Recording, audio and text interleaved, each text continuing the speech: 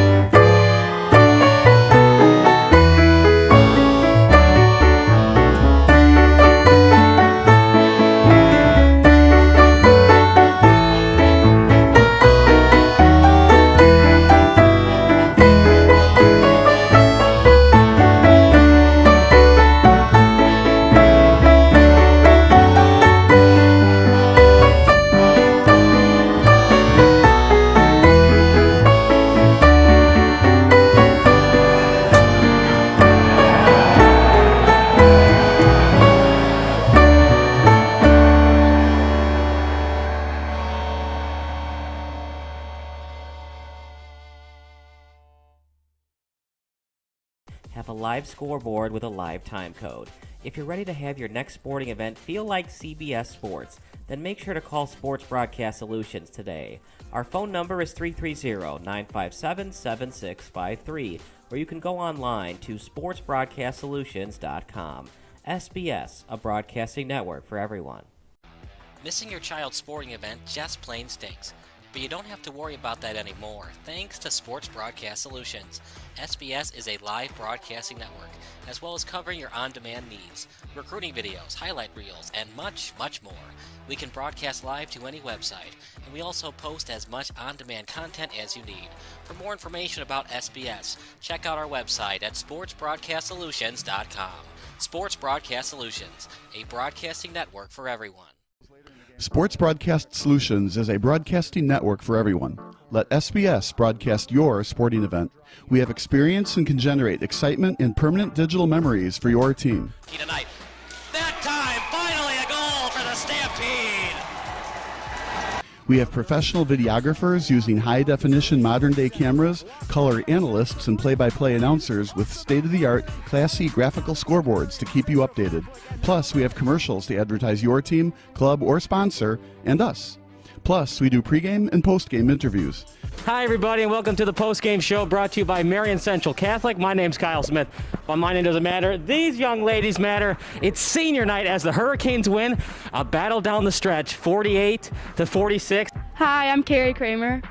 I swim 50 breast, 50 free, and 100 back. Whatever your sports broadcast needs, we are at sportsbroadcastsolutions.com. Check us out and become part of the digital sporting world. Sports Broadcast Solutions is a broadcasting network for everyone. Instead of spending hundreds or thousands with all these college recruiting sites, let us put together your college highlight reel. For just a fraction of your potential college scholarship and significantly less than these recruiting services, we got this. In addition, we put together highlight reels for teams, including high school, your club team, or travel team. My teammate gave me a great pass, and I just took it. The other team slashed me, took the opportunity, saw where the goalie was weak, and I just shot it there. Solon, O'Connor, and Marsh back on defense, and Marsh gets a blowout. We got a breakaway at 2-0. A shot, and a goal! So 3-3. The power play was officially over. Whatever your sports broadcast needs, check us out at sportsbroadcastsolutions.com. Check us out and become part of the digital world. Sports Broadcast Solutions is a broadcasting network for everyone. For those of you who would like to broadcast or live stream your event, or maybe make a highlight tape, but would like a sponsor to fund the event, SBS has a myriad of ways to advertise your sponsor during our broadcasts. We have commercials. We have on-air reads by the announcers. Albatross Physical Therapy and Wellness specializes in pain-free. we have graphics, and we have watermarks. Finally, Sports Broadcast Solutions can create a commercial for you or your sponsor. Whatever your sports broadcast needs, we are at sportsbroadcastsolutions.com. Check us out and become part of the digital sporting world. Sports Broadcast Solutions is a broadcasting network for everyone. For those of you that just want raw footage of your sporting event, but no play-by-play or color commentary, you just need us to live stream video from the event over the internet. We will live stream your event on YouTube on our Sports Broadcast Solutions channel. In addition, we also have a dedicated channel on YouTube for live streaming at SBS Livestream. And if you need multiple channels, we can utilize Facebook Livestream and Instagram Live on our channel as well. Options include commercials from your sponsors, professional scoreboard graphics are still available, and of course, yes, pre- and post-game interviews are available as an option if you want. We've been working really hard this whole summer and stuff. Whatever your sports broadcast needs, we are at sportsbroadcastsolutions.com. Check us out and become part of the digital sporting world. Sports Broadcast Solutions is a broadcasting network for everyone. We broadcast sporting events for people of all ages, including adult leagues, high school leagues, and kids. Complete with professional-looking graphics, broadcasters, color analysis, and commercials. We do pre- and post-game interviews with the players. In addition, Sports Broadcast Solutions does highlight films, including college recruiting reels, highlight films you'd see on sports news programs, and just simply highlight films for fun. Sports Broadcast Solutions also provides raw footage and live streams if you'd like. Subscribe to us and listen to our professional talk videos about relevant topics in the pro and college ranks. Whatever your sports broadcast needs, contact us at sportsbroadcastsolutions.com and become part of the digital world. This is Sports Broadcast Solutions, a broadcasting network for everyone. Check us out at sportsbroadcastsolutions.com and become part of the digital sporting world.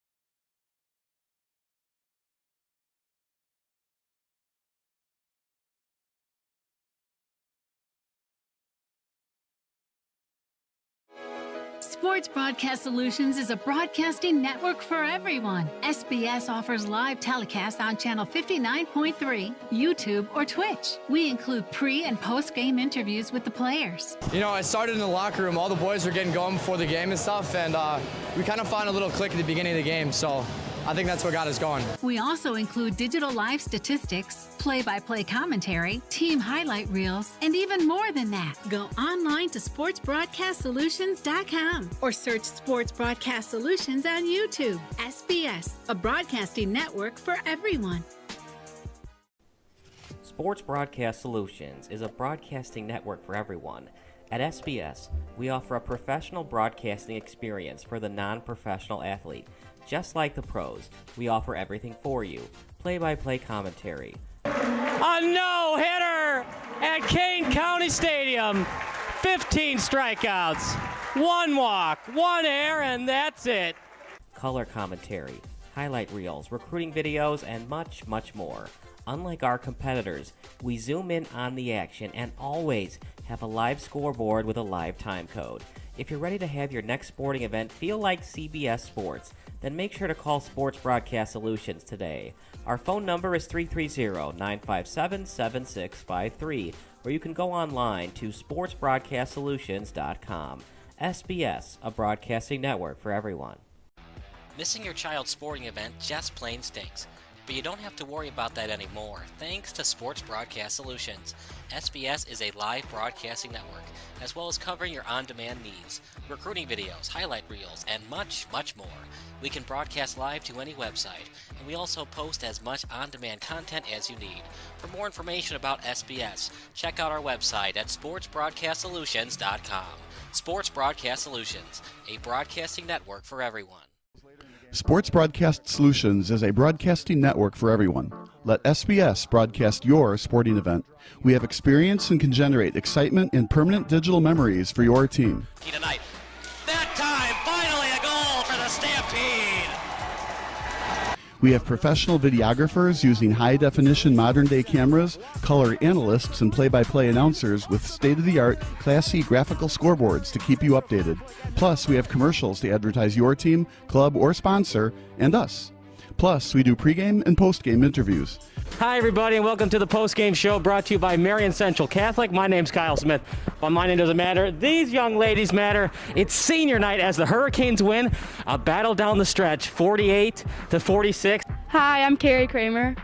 I swim 50 breast, 50 free, and 100 back. Whatever your sports broadcast needs, we are at sportsbroadcastsolutions.com. Check us out and become part of the digital sporting world. Sports Broadcast Solutions is a broadcasting network for everyone. Instead of spending hundreds or thousands with all these college recruiting sites, let us put together your college highlight reel. For just a fraction of your potential college scholarship and significantly less than these recruiting services, we got this. In addition, we put together highlight reels for teams, including high school. It's June 9th, 2010. Game 6 of the Stanley Cup Final is taking place between the Chicago Blackhawks and the Philadelphia Flyers. The final result will be an overtime win in Philadelphia. If the Flyers end up victorious, they'll still have to win a Game 7 in Chicago. It's a 3-3 tie in the first overtime, meaning this has been a moderate offensive explosion with some decent defense and goaltending squeeze in between this hockey contest. This is a huge game for Blackhawks fans, as their favorite hockey team has been a laughingstock in the Western Conference for most of the previous decade. For the Flyers, they're looking to bring back Stanley Cup glory to the city of brotherly love for the first time since the 1970s. To truly understand the importance of what happens next, we need to hit that left button on the VCR. In other words, we need to rewind.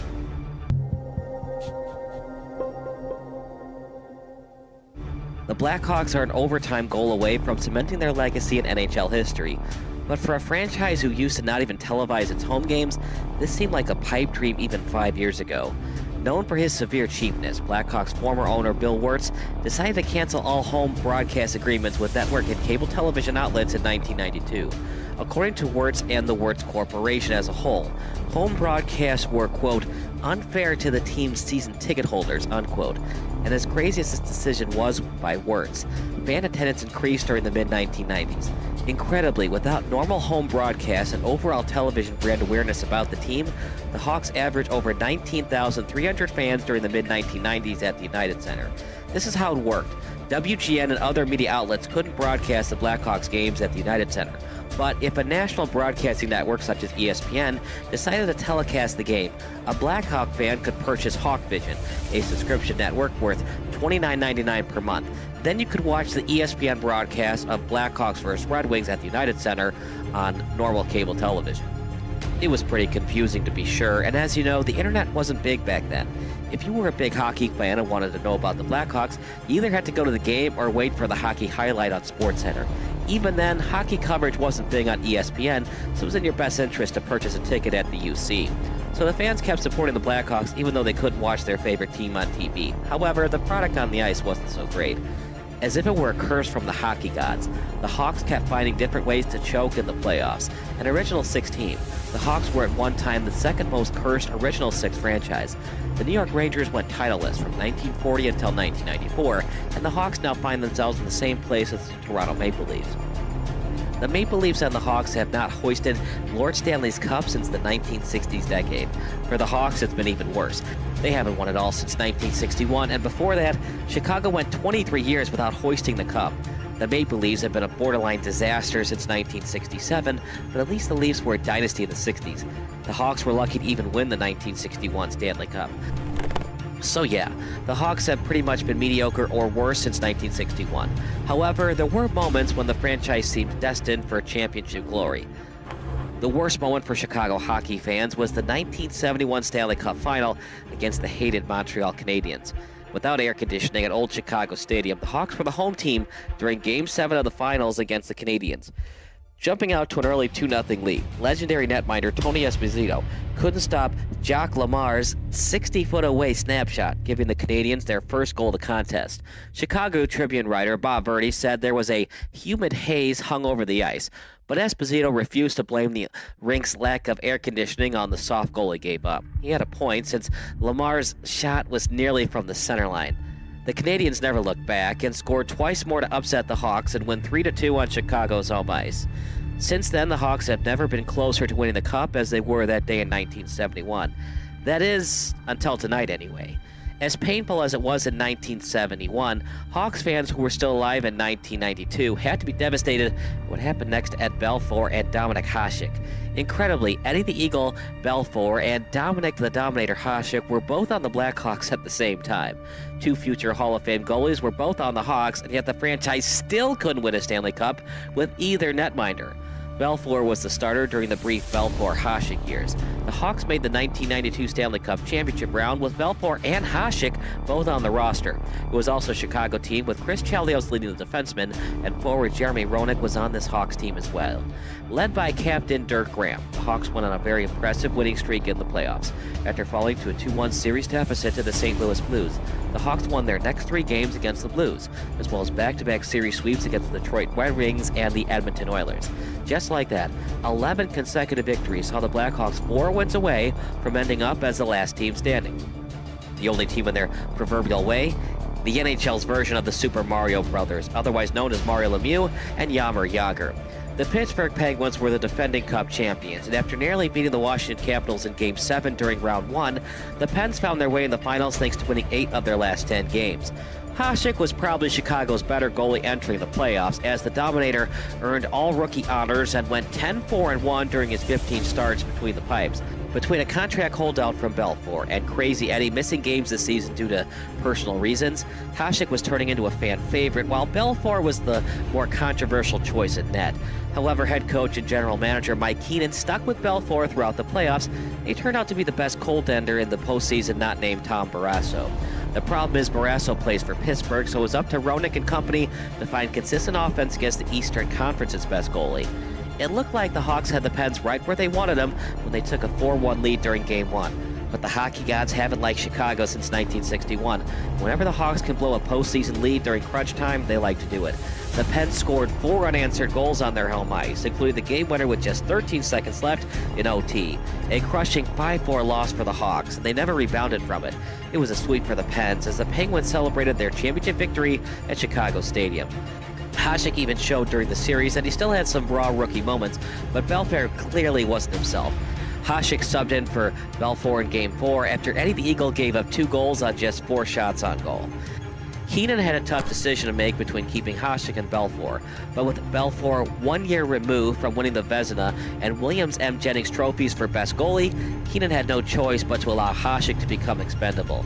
The Sabres then cashed in on the young goalie's athleticism by fleecing the Hawks with a terrible trade request. The Sabres received a future Hall of Famer in Hasek, and the Blackhawks received just future draft considerations and a goalie in Stefan Beauregard, who never played a single minute in the goalie crease.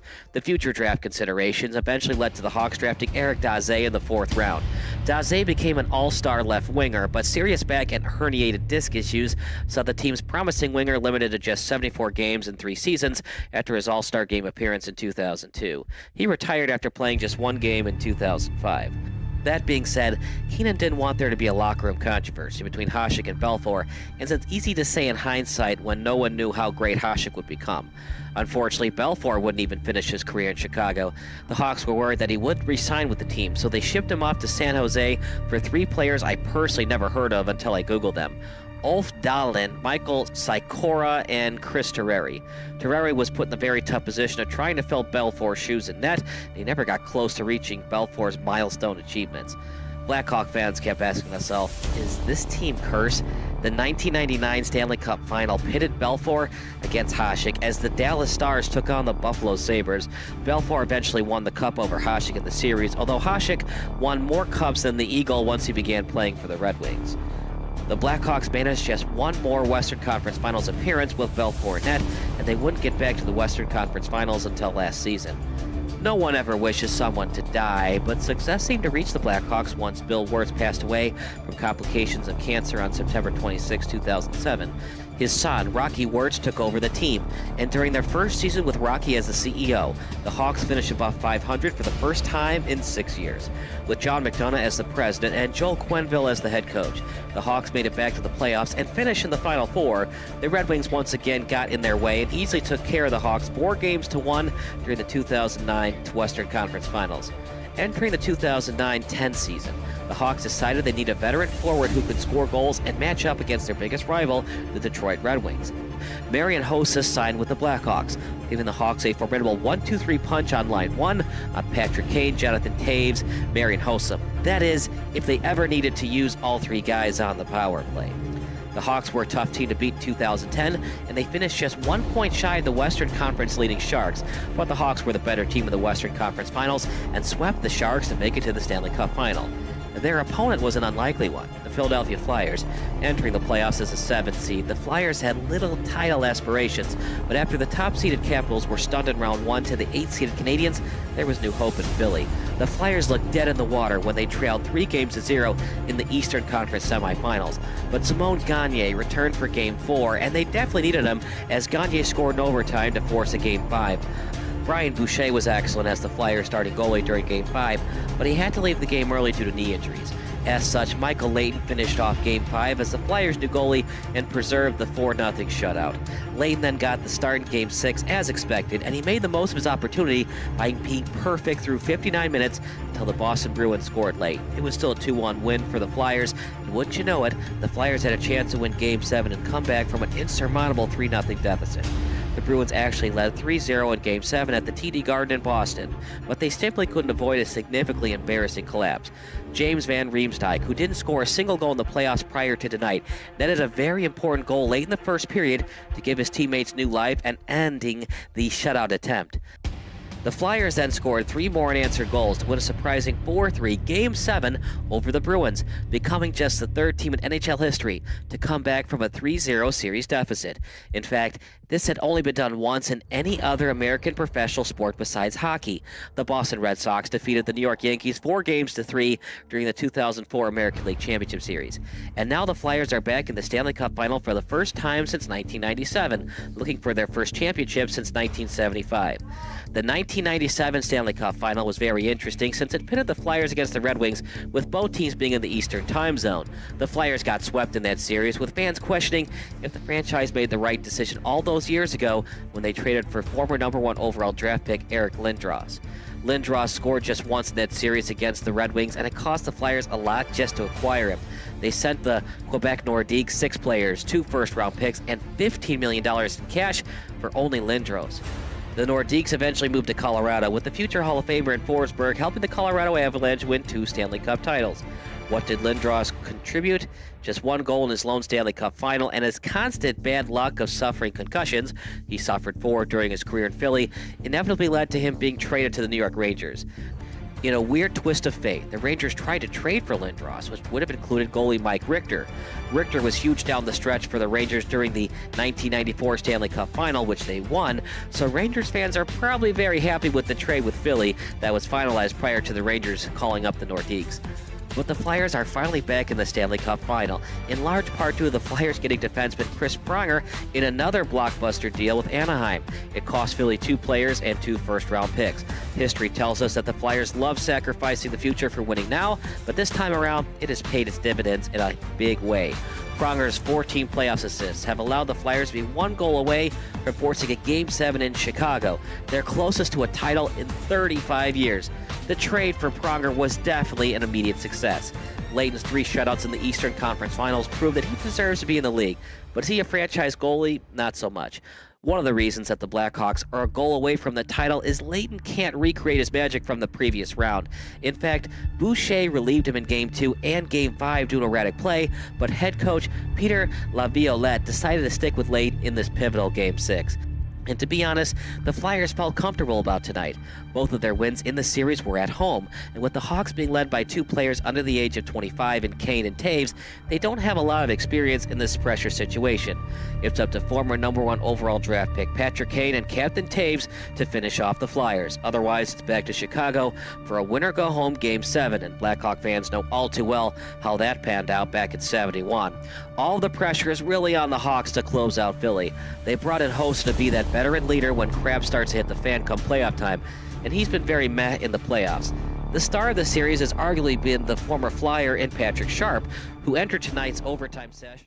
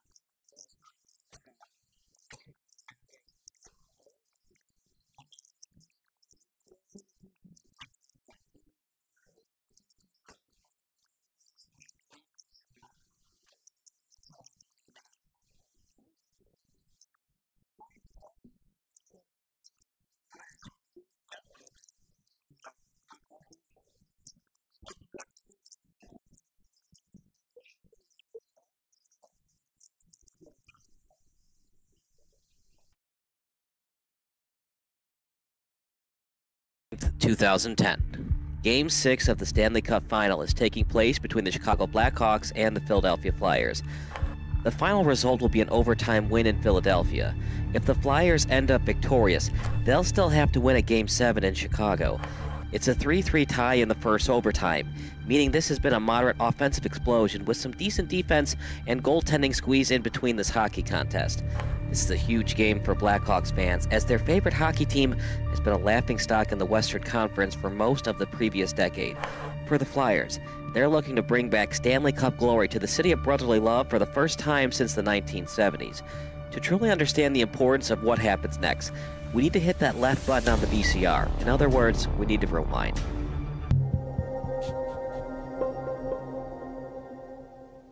The Blackhawks are an overtime goal away from cementing their legacy in NHL history. But for a franchise who used to not even televise its home games, this seemed like a pipe dream even 5 years ago. Known for his severe cheapness, Blackhawks former owner Bill Wirtz decided to cancel all home broadcast agreements with network and cable television outlets in 1992. According to Wirtz and the Wirtz Corporation as a whole, home broadcasts were, quote, unfair to the team's season ticket holders, unquote.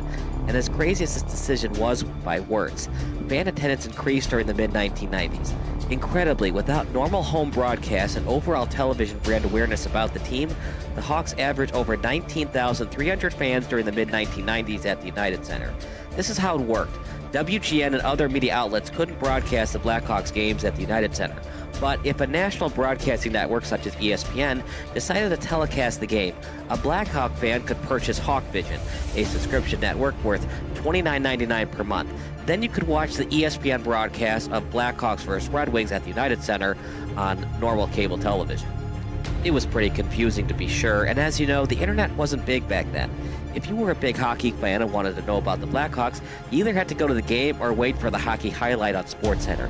Even then, hockey coverage wasn't big on ESPN, so it was in your best interest to purchase a ticket at the UC. So the fans kept supporting the Blackhawks even though they couldn't watch their favorite team on TV. However, the product on the ice wasn't so great.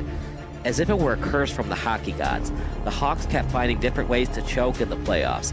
An original six team, the Hawks were at one time the second most cursed original six franchise. The New York Rangers went titleless from 1940 until 1994, and the Hawks now find themselves in the same place as the Toronto Maple Leafs. The Maple Leafs and the Hawks have not hoisted Lord Stanley's Cup since the 1960s decade. For the Hawks, it's been even worse. They haven't won it all since 1961, and before that, Chicago went 23 years without hoisting the Cup. The Maple Leafs have been a borderline disaster since 1967, but at least the Leafs were a dynasty in the 60s. The Hawks were lucky to even win the 1961 Stanley Cup. So yeah, the Hawks have pretty much been mediocre or worse since 1961. However, there were moments when the franchise seemed destined for championship glory. The worst moment for Chicago hockey fans was the 1971 Stanley Cup Final against the hated Montreal Canadiens. Without air conditioning at Old Chicago Stadium, the Hawks were the home team during Game 7 of the Finals against the Canadiens. Jumping out to an early 2-0 lead, legendary netminder Tony Esposito couldn't stop Jacques Lamar.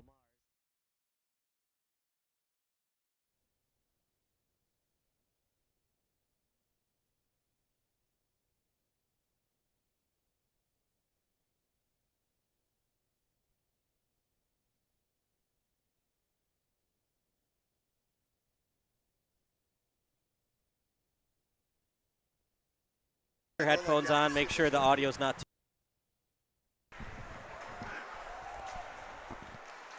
Good evening, everybody. Kyle Smith alongside Bob Vilsoe with SBS, the broadcasting network for everyone.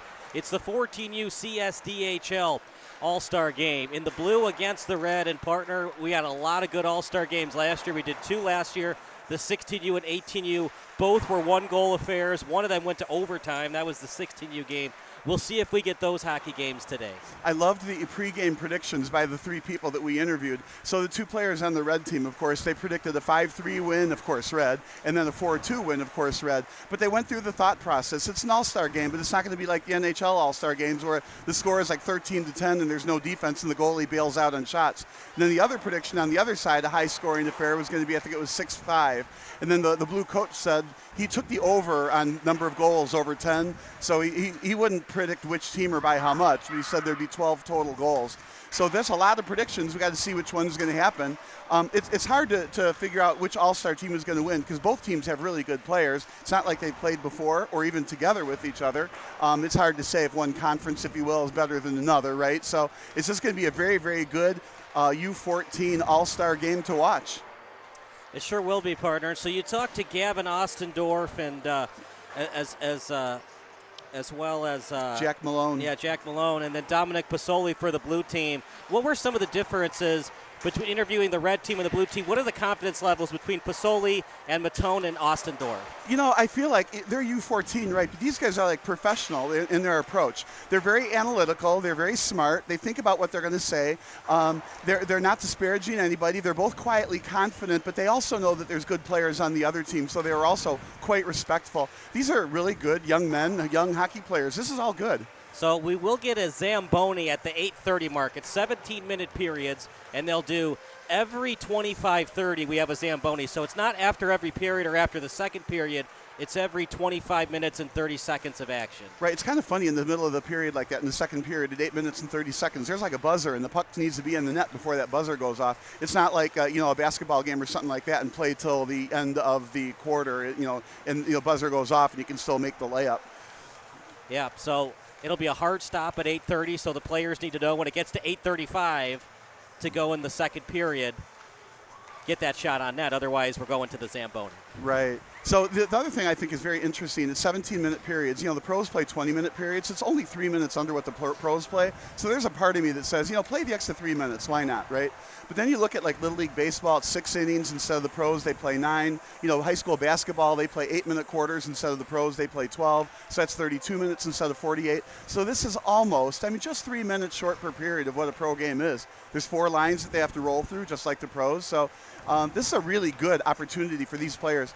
I know from my experience coaching sports as well, at the beginning of a game like this, the players are X amount good. At the end of the game, they've improved a lot because they're playing with other good players and they have to play against other good players. So this is a very good learning experience for the players who are honored enough to be a part of this. Let's talk about our excellent sponsors today.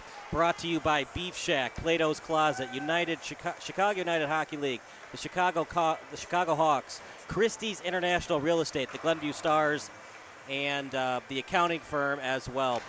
So should be a good one today, partner. I'm predicting red team 3, blue team 2. Oh, you're saying the low-scoring game. I think I'm going to go with a 6-6 tie.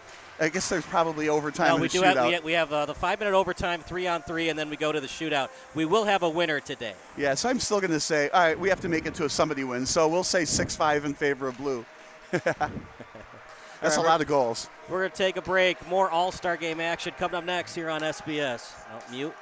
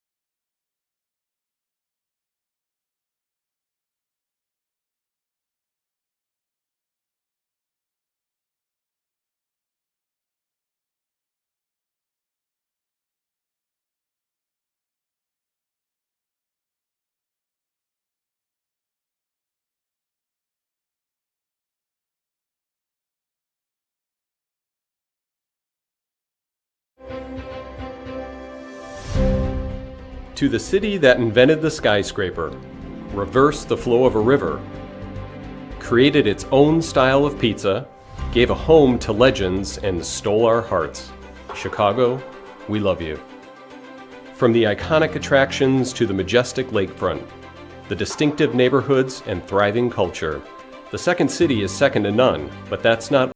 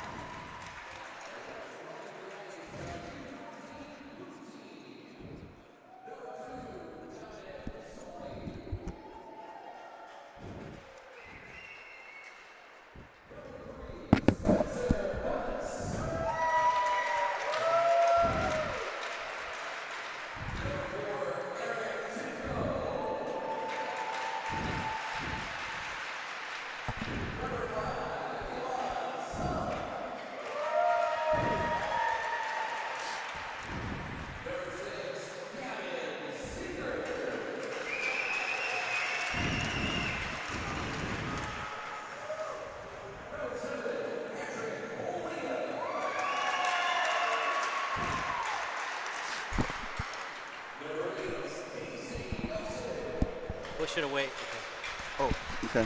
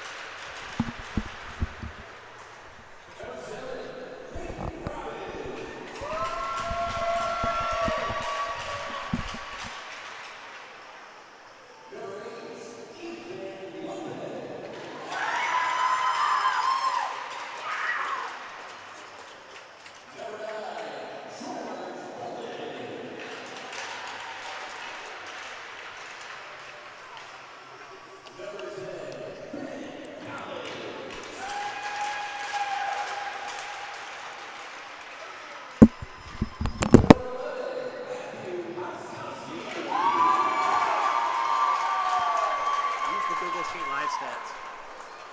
On your laptop. where? Go ahead. I don't know where they are. No, just you can do it yourself. Right. Where? How? Where? Just go to the internet.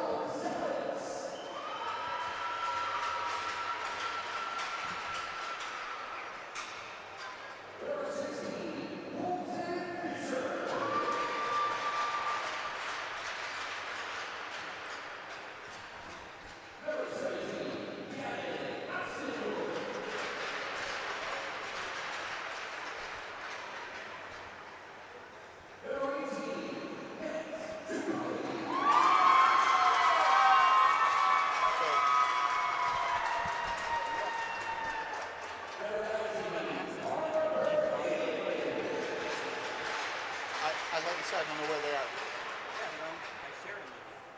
Right, I don't have that link. I'm not logged into my email. No, I can't. All right. I was like, why are you logging in?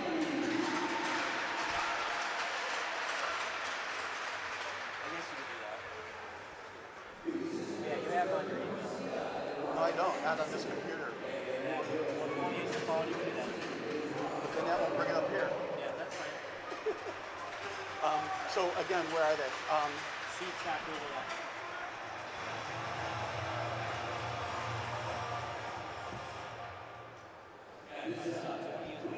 Oh, I am on my hotspot. Okay. Much better Wi-Fi than this. All right, where is it? You want to use my jetpack instead? No, 14. this one. Yeah. Okay. Thank you.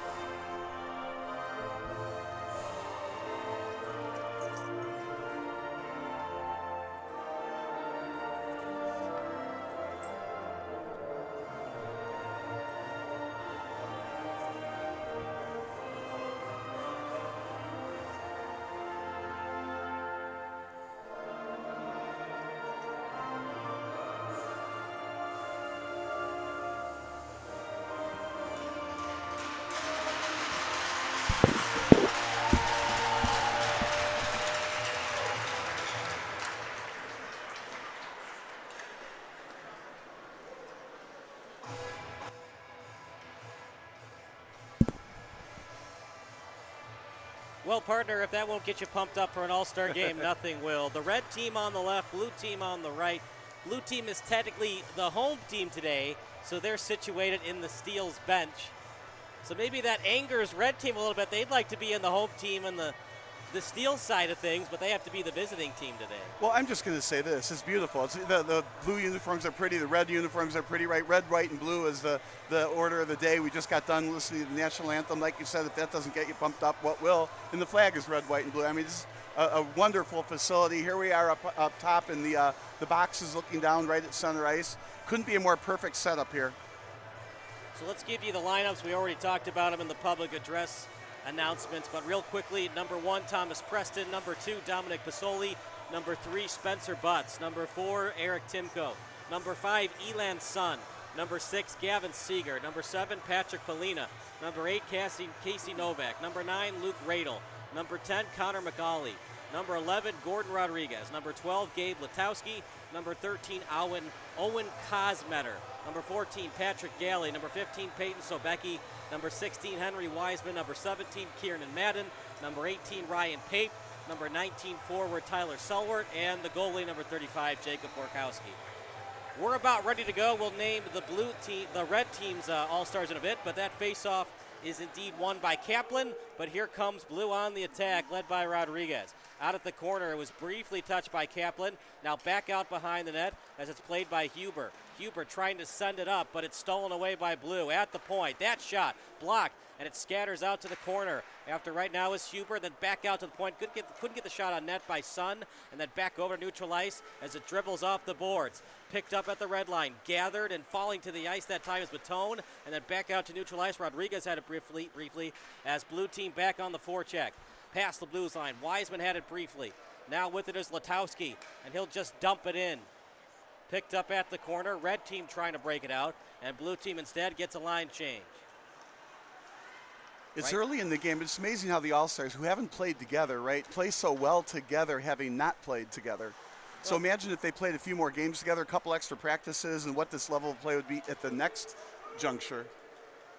Well, they've had some practice together. That's off the stick. Rebound, try, scores!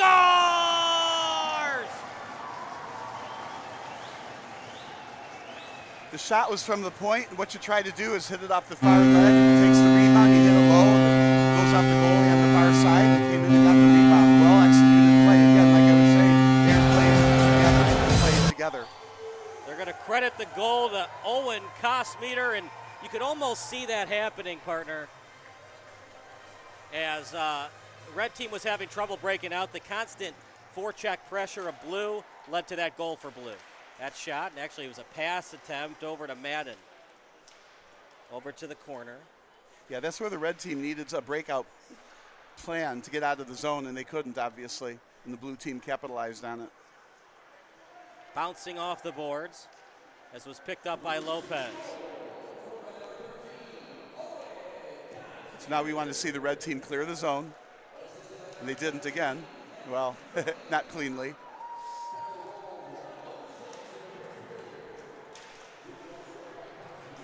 Over to neutral ice, picked up by Seeger. So this line on the red team not quite as successful getting the puck out of the zone. That shot wide. Here we go. Whoops. Back out to neutral ice as it was briefly touched by Timko. Now past the blue line, Golden. As after it now is Pasoli. Out behind the starting netminder for blue team. We're going to see both of them for blue, both Preston and Borkowski. Meanwhile, now at neutral ice. Still in the neutral zone, backhanding it in at time by Hagen. And then back over to the corner. It's picked up by Sobecki. Out in front and then covered up and smothered up by the netminder for blue. Just like we said in the pregame interviews, right? This is not like an NHL All-Star game where everybody gets out of the way of a shot and the goalie has almost no chance. Here, both teams want to showcase their defensive prowess as well. And of course, the goalies want to make stops. So you want to make blocked shots and put the puck into the corner and then breakout plays to get out of your zone. Face-off, clean win by blue as it was won by Casey Nozak. I always think of Casey Novak, who was the DA for Law and Order Special Victims Unit. We know what TV shows you like to watch. Graff, his attended pass. It was a saucer attempt. And it's a little one-hopper right into the glove, and we stop play at 14-11. Feel like a few seconds went by, and we're in the same face-off, same spot, just a few seconds later in the game. So only about 3 minutes have gone by in the game, so there's still 48 to go. 1-0 lead already. We do have live stats. The live stats caller today is Seth Humanek, and our intern today is Lawrence. 2 non-shots on goal right now for red team. Meanwhile, in the slot still is red. Stop and start move. That shot goes high. And 2 people credited on the assist for blue. They give it to Pape. Oh, one assist, and that's back out to the point. I like how red cleared at that time. So far, the game-winning goal, we're still very early on, but Kosmeter with the go-ahead goal. Meanwhile, back over to neutral ice. Past the center line, now past the blue line. Alstendorf as he's checked into the boards by Sun. Near the end line, picking it up is Pape, and then they'll retreat and reconnoiter back behind the net. And when you watch them here, you don't realize they're EU14, right? They're very, very young, yet very, very skilled. Hey, man, Freddie Adu, he was in Major League Soccer at the age of 14. Anything's possible. Well, it just doesn't have a look and feel like you're watching a U14 game. I mean, we see U14 games, and they don't look like this. That's what happens when you put all the All-Stars together in one place. Well, that's why CSDHL has the distinction of the #1 Tier 2 hockey in the United States. They play some Canadian games, too. They'll go to Canada. They'll play some Canadian teams. Back over to the face-off circle and trying to backhand it in. Red team trying to recover from that early 1-0 deficit. Well, and it's important that they don't panic. Not like here, they got the puck right out in front. They're 1 shot away from tying it. Good defensive play off the skate there. But don't panic. Continue to run your offense as you know it. And that time the pinch attempt goes for naught. Pustowski was on the pinch. That shot goes very wide. I like, though, Pustowski was looking across court, looking for somebody to pass. Court? Cross rink, looking for another, not really cross rink. He was looking for another player to pass to, but didn't. Took the shot. A lot of coaches will say, make sure you take the shot. That one was, wide as it turned out. But he's looking for a teammate to pass to, and when you make that pass and you connect, the net is obviously a lot bigger from a different angle. Couple of nice handles, but then poke checked away that time by Blues McCauley. They stay on side, just red. That shot partially blocked, as was blocked by Timko, now out behind the netminder. To the end line, out front shot. Oh, just couldn't get it on net. It was off the Stick that time of Salas. Now back over to the point. Trying to send it over to the hash mark. Out behind the net. Played by Robbins. Robbins. And then it was briefly off the stick of Lopez. Stolen away by Blue. And they get the puck up to Kosmeter. And man, is he a tough force to guard out there, partner. He was looking for a second goal on this shift. Backhander and then switches over to the forehand. Backhanded pass to Timko out to his defensive teammate. And just able to tap that out front. He had an open Kosmeter, but then getting in the way of that passing lane is Red. Beautiful stop and start move. And then gathered by Red. 2-on-2 now. Staying on side. Toe drag, and Blue had nothing of it. Great play by Pasoli, we had in the pregame show. Drilled into the boards. As checked hard was Madden. Sebecki has it. Off the stick of Butts. No ifs, ands, or buts about it. Blue is taking it to Red right now. He's probably heard that one before. That shot wide. Both goalies are going to get playing time today, and you can see it on the Red bench. The backup for this game is very excited to get it. He's got one hand right on the gate. This could be a breakaway. Here we go. Trying to split through the D and does. Breakaway for Red. Shoot! Beautiful save as it was made by Schoenhol. Sorry, that's Preston. And the breakaway that time by George Golden. Yeah, he was hounded on both sides on defense, so all he could do is shoot essentially straight. At least he put the shot on goal. Looked like he was trying to go for the 5-hole. The goalie went down, made the save. A lot of these shots, especially by the Blue team, have been aimed for the corners of the net, but haven't been on net, so they've been going wide. So if they straighten a couple of those shots out, obviously they'll have a little bit better luck. Staying on side is Red. They got an odd-man rush. 3-on-2 shot. Beautiful block that time by Butts. That's 2 blocked shots in 2 minutes right now for Blue. Out behind the netminder in Preston. And no one home. Oh, went back to the point. There's a line change. And, of course, the players better not touch the puck with the stick. It'll be too many men on the ice. 3-on-1 and a break for Red. Trying to stick handle his way around Ostendorf. And at the last second, Ostendorf got a skate on it. Otherwise, it would have been a 3-on-0. That shot wide. Both goalies have been tested, especially Preston, who made that save on the breakaway. Back over to the point. Nadeau. Yeah, that would have tied the game up at 1-1. Pape. Intended target is Nozak. Nozak, and he's hit hard. Beautiful check from behind by 13 Watson.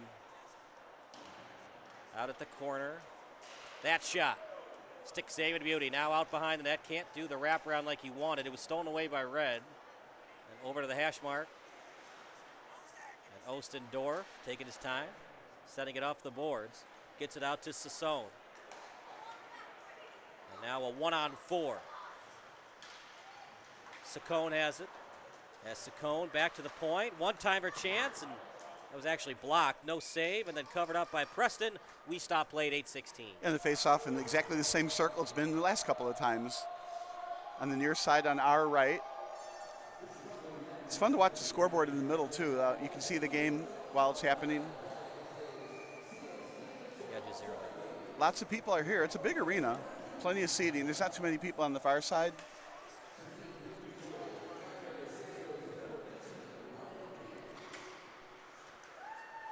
Saccone had it briefly, Blue team, and then offside goes Red. Well, Blue was taking it to Red the first minute. Now Red has made the adjustments. They've gotten the puck out quicker on their breakout. What have they done in terms of their adjustments besides that, Bob? I'm going to say absolutely no adjustments have been made since the beginning of the game, other than, they're getting a little bit more used to each other with every shift, right? That was just a relatively, I'm not going to say lucky goal, but it happened to go off the far side of the leg, and just a very fortunate rebound that got put back right over his leg, and that's just the only scoring we've seen.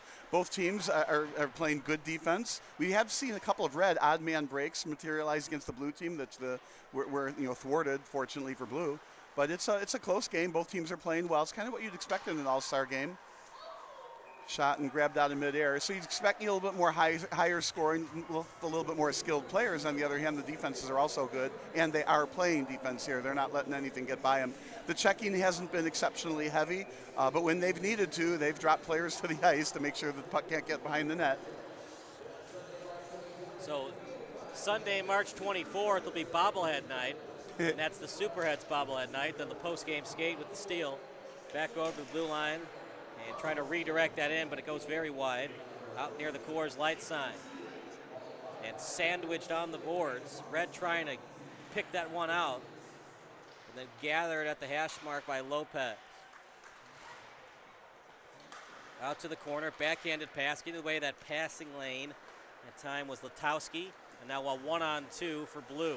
Rodriguez. Yeah, an excellent poke check to keep that from going, so it turned into an offsides. Again, just very skilled defense. Didn't have to clobber him, deck him, just, a really good poke check, move the puck around, cause the offsides.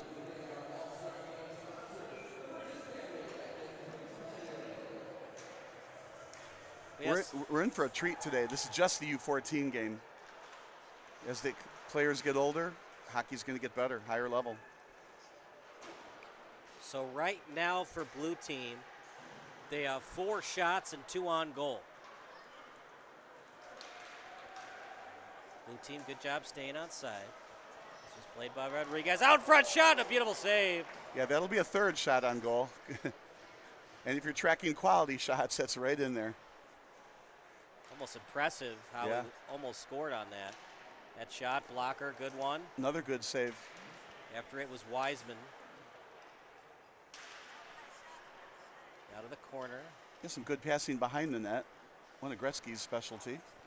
Rodriguez has it, but 2 red people around 1 blue, and usually red's going to win that battle 70-80% of the time. Out behind the net. Communication's so key in a hockey game, partner, but the problem is they haven't practiced with each other all year. So on plays like that at the other side where there's 1 blue player, 2 red, the communication's not quite there yet. In a normal game with their teammates, it'd be quicker for a blue teammate to help out there to make sure the puck's not stolen. Yeah, for the here we Chance go. Shot, oh, what a save by Preston! Off the stick of Graff. Save of the game thus far. Well, he's had the other one on the breakaway as well. Yeah, remember though the breakaway, the shooter for Red and Kaplan didn't have a lot of time. Here we go, another breakaway chance, backhander, rebound try, and now they'll reset. Great pass in the center in the again. Slot shot, Preston again, player of the game thus far. So the Red has had a lot of pressure and a lot of shots and some odd man rushes, and the goaltending's been standing on his head to keep the game close. Here's a 3-on-1. In front, shot. Got to get that on net, Bob. Yep. Tried to get a little cue with it, did Golden, and he almost scored in that breakaway. That time went way too high with it. Golden Great again. rink awareness, though, on where he was. Center of the puck. He's trying to feed it over to Fisher. So the Red doing a great job with the forechecking here. Yeah, Blue could definitely use a line change, but they can't get it in deep. They're going to have to stay out there for another 30 seconds. Shot blocked on the pinch. You're going to see a lot of pinching, Barter, because it's more about having fun than, playing your normal 2 defenseman set. Well, we can say that, but we don't know what the coach is telling them. I do know that the Red team has made some changes while they've been putting all this pressure on the Blue team. The Blue team hasn't been able to get to the bench. So just like you said, they're kind of winded. Now here comes the wholesale change. We got a face-off. So Red with 3 shots on goal, 3 for Blue. Here's the replay. What a beauty. Backhanded and a beautiful save by Preston. Couldn't get the rebound. And then here's that 3-on-1 that Bob was talking about.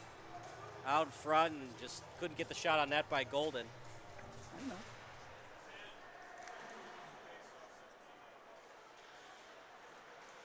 Out to the end line. Collins will pinch, and he's got help on defense. Ostendorf getting back. Now McCauley, lead pass. Past the blue line. Backhanded out front, wide open man, and just couldn't get the shot net. Rebound try. Loose puck. Couldn't cover it up that time. The netminder for Red and Peter Flossie. And now out in their own zone is Red.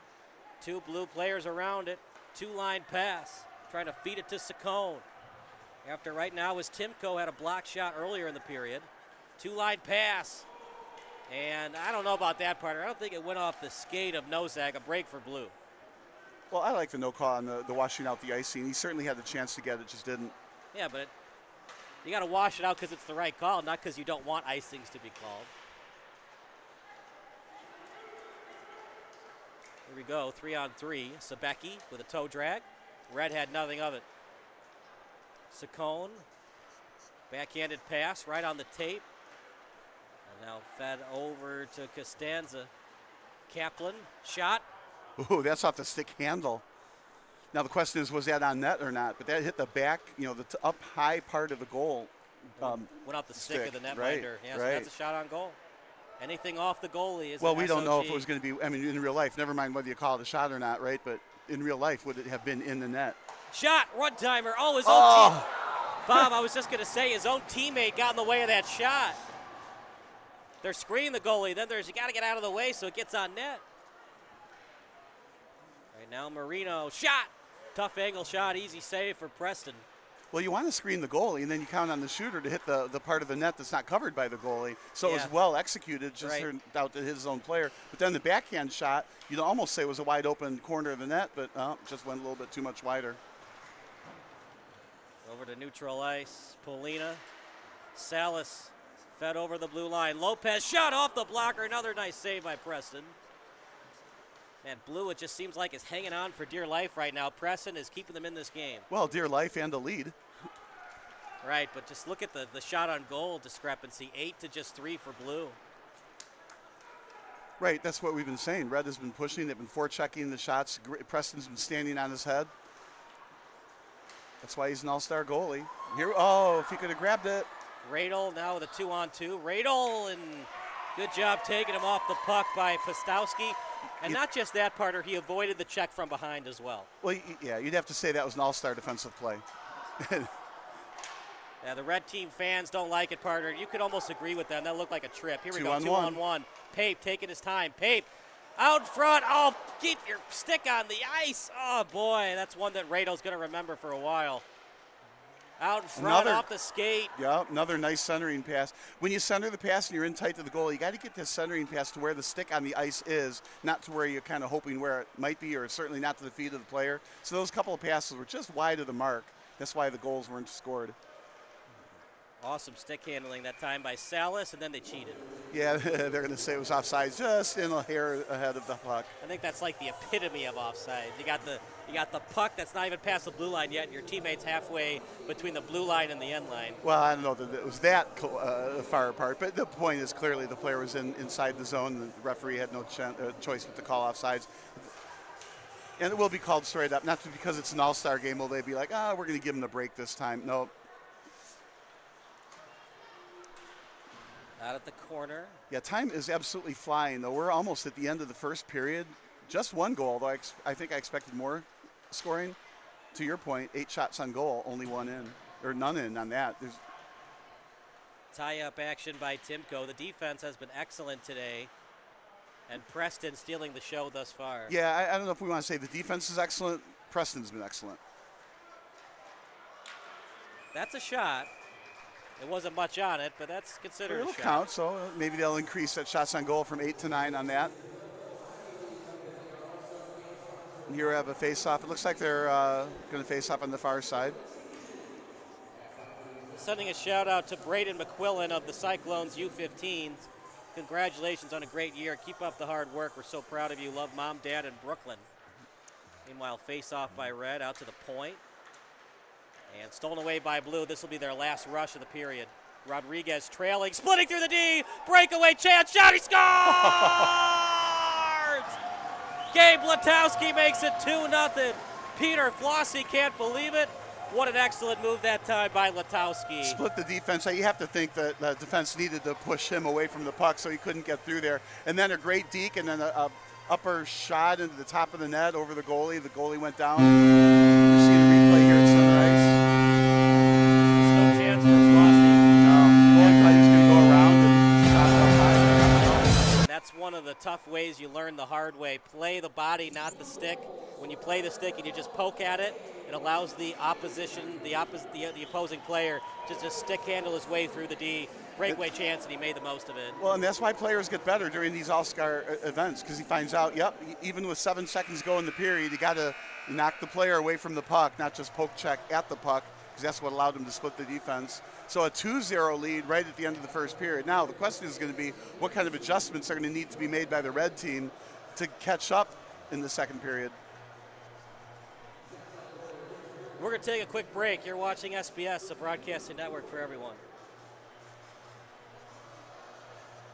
got to go to break. So we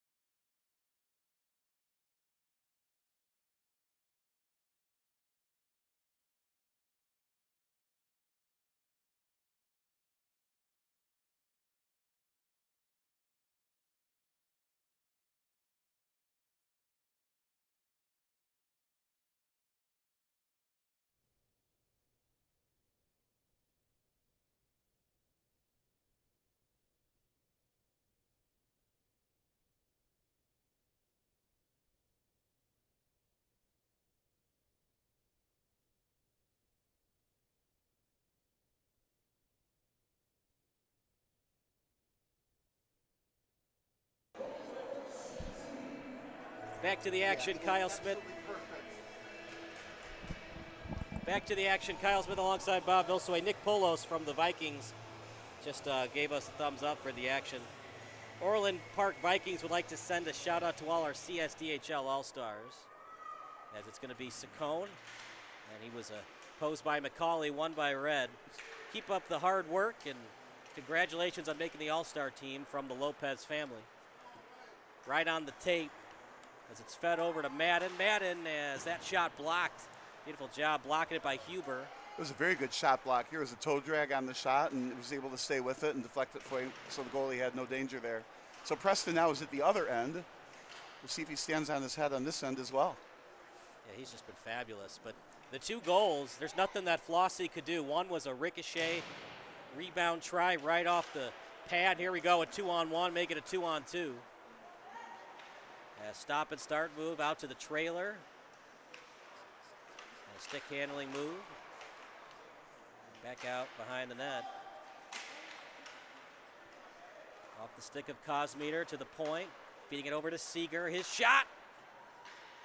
And it was last touched by Marino. That was going to be wide of the net. Do we consider that a block shot, Bob? That's a great question, right? It was absolutely a wide shot. No, I wouldn't say a block shot. Wasn't much on it either. Well, I was a little surprised he shot it at the near end. I mean, if you want to get a deflection, you want to hit the far end of the net, not the near end. There was not going to be a deflection that could push that into the center of the net. Here's 2-on-1 again. Galley. That time, Galley's got to shoot that on net. It was clearly covered up in front. Shoot it on net and hope for a rebound. Well, that was one thing about the Quenneville teams. They always shot the far, it's like soccer, far post, right? You want to shoot the far net and then, get the deflection. You don't really want to shoot the near side of the net quite as much. Those deflections are harder to make in because that's the side that the goalie is actually on, right? So you want to shoot at the far post over there and looking for those deflections. You absolutely want to shoot on net, but of course you don't want to put it right in the breadbasket of the goalie. So like in the All-Star games, when you see him shoot those little saucers connected to the four corners of the net, that's where you're really trying to shoot for. High, low, and left and right corners. At the blue line, Galley with it. Galley to the trailer. Good drop-off pass, shot wide. Yes, he was going for the near upper corner of the net, just went wide. But you can't just throw it at the goalie because the goalie will stop every one of those. Yeah, you want to go low if you can. Well, high corners is your first choice, right? Yeah. Got to remember, though, these are good goalies, so when you go high, they're most likely going to make that glove save or that blocker save. When you go low, even though the goalie's most likely going to make the save, you have a better chance of a rebound. Well, that's how that first goal went in. It was a low right shot, right? Went off the outstretched left leg of the goalie and was rebounded in over the outstretched left leg of the goalie. And then the second goal that was scored was put in the upper right corner of the net, a high shot, top shelf. And that's the two goals we've seen. One of the sponsors today, of course, is Precision Dent Removal, and let's see if Red Team can put a dent in that lead of blue. Well, and the question is, what kind of adjustments can they make? Now, it's not like there was a 12-minute, break between the intermissions. They had a little extended timeout in between. They switched sides. So there's not a whole lot you can change in that couple of minutes. And you're down 2, so probably nothing has been changed other than you'll try a little bit harder, maybe try this tactic instead of that or something. But I think we're going to see more of the same. Little pressure, a lot more pressure from red perhaps, and got to be really careful of these odd blue rushes. Like here we go again. 3-on-3. Red team's getting back quickly though on the back check. On that one they did. And Butts with it. Wide open in front, chance. Oh, what a save by Flossie! That's one you put on replay and on a highlight film shot, right? He made the initial save. The puck came right out to the stick. Looked like a wide open net to backhand it into the net, but he smothered it with his outstretched left hand. That's a highlight film save. So we'll see if we get it. Might not have it here. We'll have it on the next stoppage. But Flossie with an excellent save. But that's something that red team needs to work on, partner. Wide open was Ryan Pape, and that can't happen if you're going to win today if you're red. Well, and the shots on goal are getting a lot more even now. Blue catching up. Shot. It's in the net. Red team scores. Top shelf, where you keep the cookie jar away from your rapscallion kids. Top shelf, right side, goalies left. Preston finally unable to stand on his head on that save. So now we have a 2-1 game. And credit it to George Golden. Shot by Golden. Golden opportunity, made the most of it.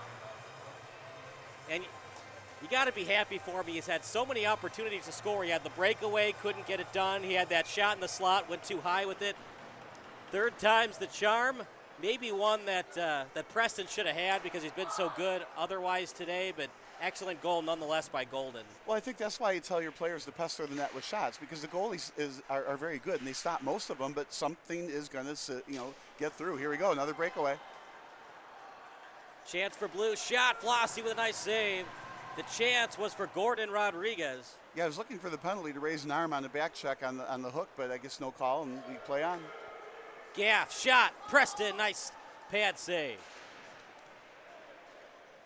You'd like to go to the other pad, partner, try to get that rebound try on the other side of the net.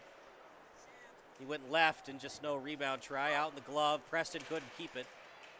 No look backhander, chance for red, trying to feed it in front. Loose puck, picked up by Blue, gathered by Blue, and attempted pass, trying to split through the D and does.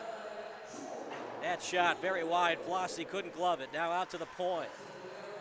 It was last played by Wiseman and over to neutral ice. Played right now by Collins. Stolen by Blue. Picked up by Wiseman. Then retrieved at the blue line. Stop and start move by Rodriguez. He takes his time. Looks for a man out in front. Red team intercepts it. And then obtained past the blue line. 2-on-2. Stop and start move. That time by Huber out to the corner and then fed over to the blue line, picked up by Madden. Chance for Blue and almost lost it. Poked away by Huber and back over to red. And this is precisely why we do the Zamboni in a couple of minutes here. The puck is very bouncy on this ice surface right now. So in 3 minutes and 51 seconds, we're going to get the break while the Zamboni cleans up the ice. So partner, you got the live stats while you're looking at them. 3:51 to go in the period. If you're just joining us, Blue has never trailed. They've been up by as many as 2 goals. It was 2-0, now 2-1. Face off for red on the right wing side. It's won by red. Over the blue line, just couldn't get it. And then having to pick it up in their own zone. Slow moving puck, knuckle version. And then picked up by Blue, and there's a collision. Oh boy, that could have been brutal. It was between McCauley as well as Owen Cosmeter, who scored to make it 1-0. Here comes Pasoli, we had in the pregame show. Pasoli, dangerous move, partner. There were 2 red players around it. And it was almost stolen away by red. Red team with it. Off the steal sign. Here comes Saccone. And Saccone, he's got a man open in front. Saccone feeds it in front. Chance for red. Couldn't get it on net. Loose puck on slot. Backhander shot by Preston. Another try. Loose puck. Oh, they just can't score. They never fully had control of the puck to elevate it into the top of the net. Preston stayed low, and nothing could go into the net as a result. Some great pressure on that, though. All right, partner, what do you have for live stats in terms of shots and shots on goal for both teams? Well, on the scoreboard in front of us, we see Red's got 14 shots on goal, and Blue team has 7 shots on goal.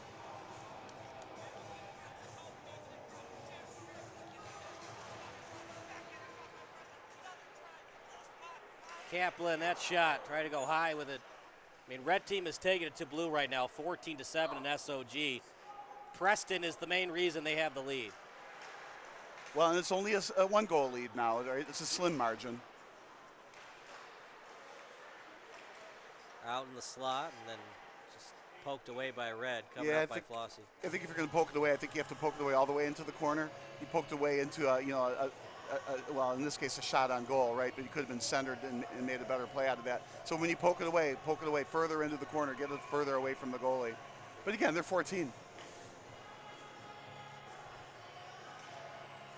Face off, won by Red off the boards as it was obtained by Butts, and then back over to the blue line. Backward skating action, trying to find Nozak past his stake. Nadeau after it. Icing called against Blue. They cheated, which means a face-off deep in Blue zone end. Yeah, they're going to get penalized, bring the puck all the way back. Good thing is, though, partner, it's not the NHL, so you can do a line change even though you ice the puck. In the NHL, of course, if you ice it, you got to keep your men on the ice, even if they're tired. And according to these stats on the blue team, nobody's got more than one shot on goal. Very interesting.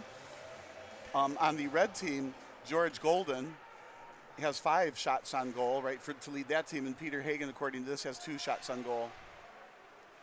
We'll give you the face-off stats in a minute. 2:12 remaining in the period. Man, red team, how did they not score that loose puck for what seemed for an eternity? Couldn't get it past the end line. Wraparound try. And then blue team saw it all the way. The wraparound attempt was by Salas. Out to the corner. Played by Sun. And then over near the Ollie sign. Near the boards. Now back to the face-off circle. Stop and start for the beauty. Beautiful handles that time by Sun. I love that description. Out by the Ollie sign, right? So great advertisement for Ollie's. Out in front. That shot goes high. Of course, Kevin Ollie was the head coach of UConn when they won the college basketball championship. He's still coaching, by the way. No sec. Salas getting in the way of that passing lane. Lack of communication between Salas and his intended target and Robbins. Now near the blue line. A lot of red players around it. No blue, and looks like blue wants to get a line change here. And they can get it if they want it. They got a wide open man. Galley calls for it. They just couldn't get it to him. Galley steals it. With it still is Galley. Question is, did he see him? He was wide open. Whoop. Galley swinging a miss on the shot. Looked like Charlie Conway on that miss. Anybody who's ever seen the Mighty Ducks movie. Some excellent puck control in the offensive zone while there was a line change behind it. That slapper, and it just goes wide. Man, Peter Flossie, he is a big boy between the pipes. If you score, you better keep that puck because it's not going to happen often. He's got great size for the position. 1-on-1 now. Blue team wins that battle. Loose puck picked up by Red. They've got numbers. Out in front. Shot. Oh, just goes wide. Gathering it at the point is Huber. And here we go. Odd man rush. Leading the way.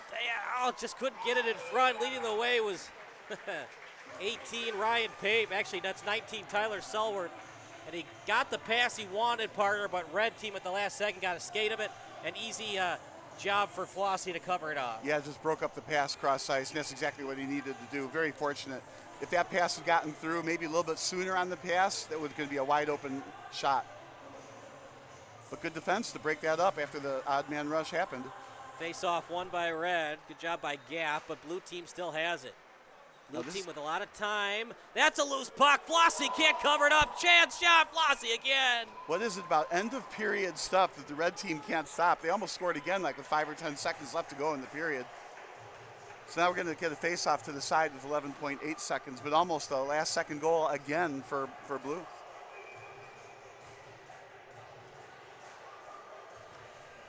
They got time, partner. Win the face-off. You have time for a face-off win and 2 passes and a shot. It was won by blue. Falling to the ice, that's another trip that the refs are going to let us play on with. Exactly. I'd, again, let them play on. It's an all-star game, and you don't need a 2-minute penalty. But if you keep letting things go, it can get chippier and worse. You got to call that, yeah. But I think you're also talking about all-star players, and they're not as likely to get chippy with everybody than somebody else who's getting beat up physically who wants to get some revenge in the game. All right, we're going to take a 5-minute break. Then we'll give you some stats analysis. You're watching Red Team against Blue. It's the 14U CSDHL All-Star Game here on Sports Broadcast Solutions.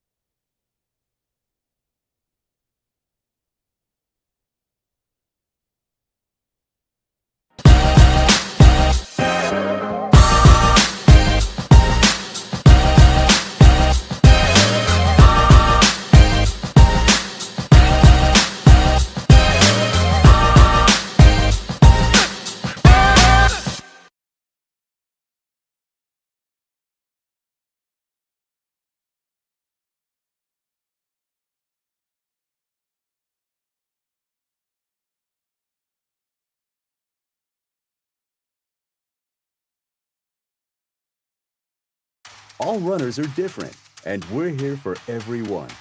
The beginners, everydayers, once-in-a-whilers, the treadmillers, track goers, and trailblazers. For every mile, marathon, stretch, and stride, we're here for gearing up and having fun. All the ways you run, all budgets, all at Academy. Have fun out there.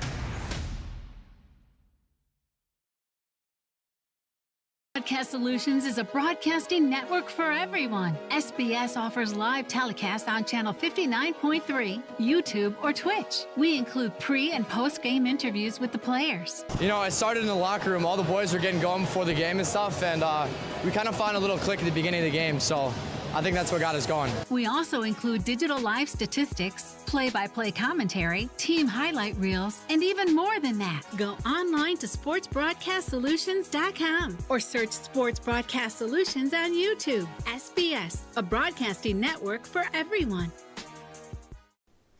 Sports Broadcast Solutions is a broadcasting network for everyone. At SBS, we offer a professional broadcasting experience for the non-professional athlete. Just like the pros, we offer everything for you. Play-by-play commentary. A no-hitter at Kane County Stadium. 15 strikeouts, 1 walk, 1 error, and that's it. Color commentary, highlight reels, recruiting videos, and much, much more. Unlike our competitors, we zoom in on the action and always have a live scoreboard with a live time code. If you're ready to have your next sporting event feel like CBS Sports, then make sure to call Sports Broadcast Solutions today. Our phone number is 330-957-7653, or you can go online to sportsbroadcastsolutions.com. SBS, a broadcasting network for everyone. Missing your child's sporting event just plain stinks. But you don't have to worry about that anymore, thanks to Sports Broadcast Solutions.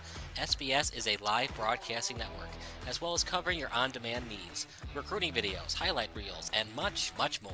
We can broadcast live to any website, and we also post as much on-demand content as you need. For more information about SBS, check out our website at sportsbroadcastsolutions.com. Sports Broadcast Solutions, a broadcasting network for everyone. Sports Broadcast Solutions is a broadcasting network for everyone. Let SBS broadcast your sporting event. We have experience and can generate excitement and permanent digital memories for your team. Tonight. That time, finally a goal for the Stampede! We have professional videographers using high-definition modern-day cameras, color analysts, and play-by-play announcers with state-of-the-art, classy graphical scoreboards to keep you updated. Plus, we have commercials to advertise your team, club, or sponsor, and us. Plus, we do pregame and postgame interviews. Hi, everybody, and welcome to the post-game show brought to you by Marion Central Catholic. My name's Kyle Smith.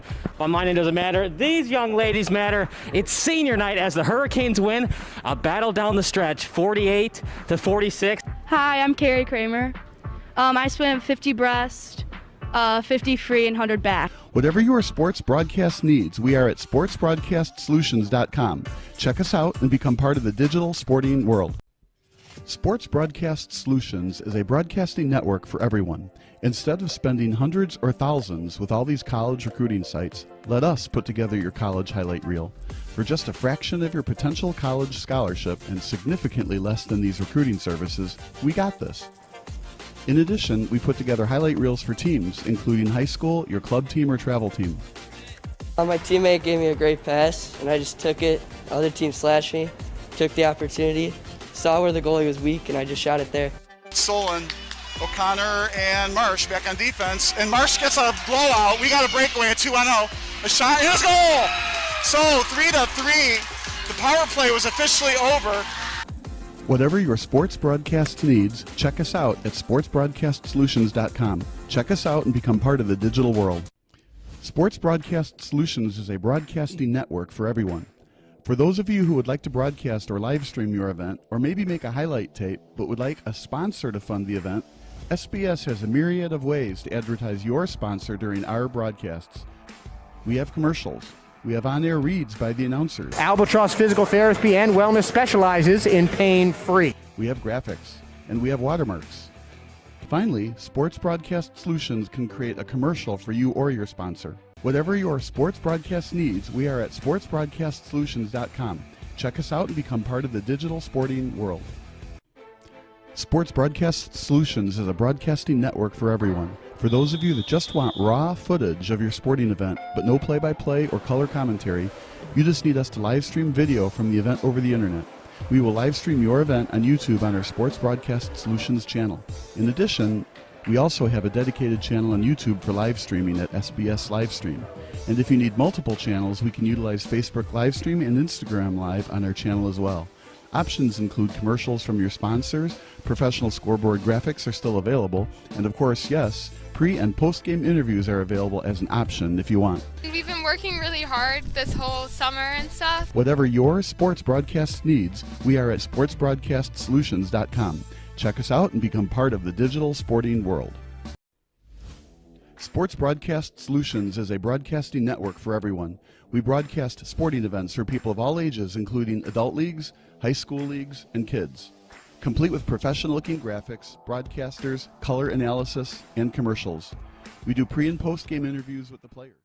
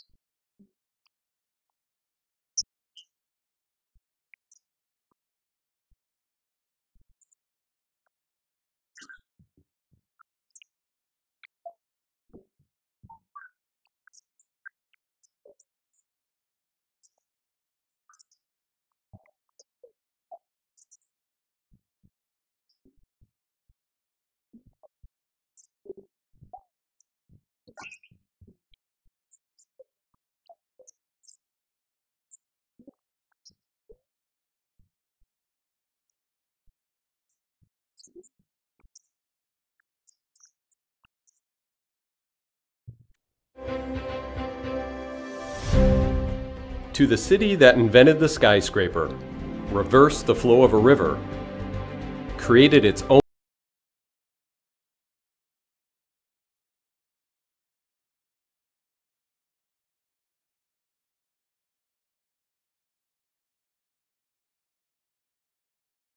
culture. The second city is second to none, but that's not all that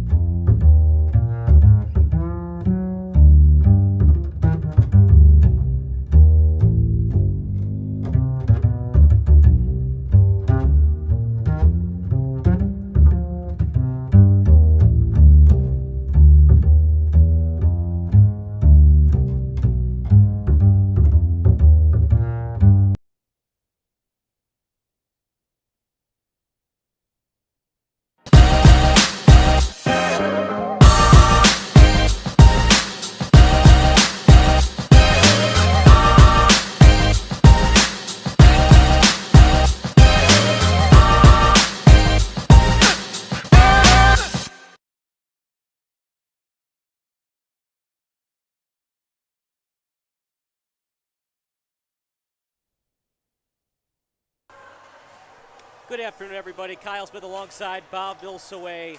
Red team is leading right now in terms of shots on goal, 14-9 in terms of SOG between red and blue. But Thomas Preston, the difference in this game, partner, but after the Zam, his day is probably over. They're going to go to the backup most likely. Yeah, no doubt, right? What's interesting is the team with 14 shots on goal just has 1 goal, and the team with 9 shots on goal has 2 goals. So you wouldn't expect that. As for the faceoffs, the red team, they've won 12 faceoffs and lost 9 faceoffs, so it's close enough. It's within the ballpark of each other. So it's just it's a close game, a 1-goal game after half the game has gone by. And Preston seems to be the difference in the net.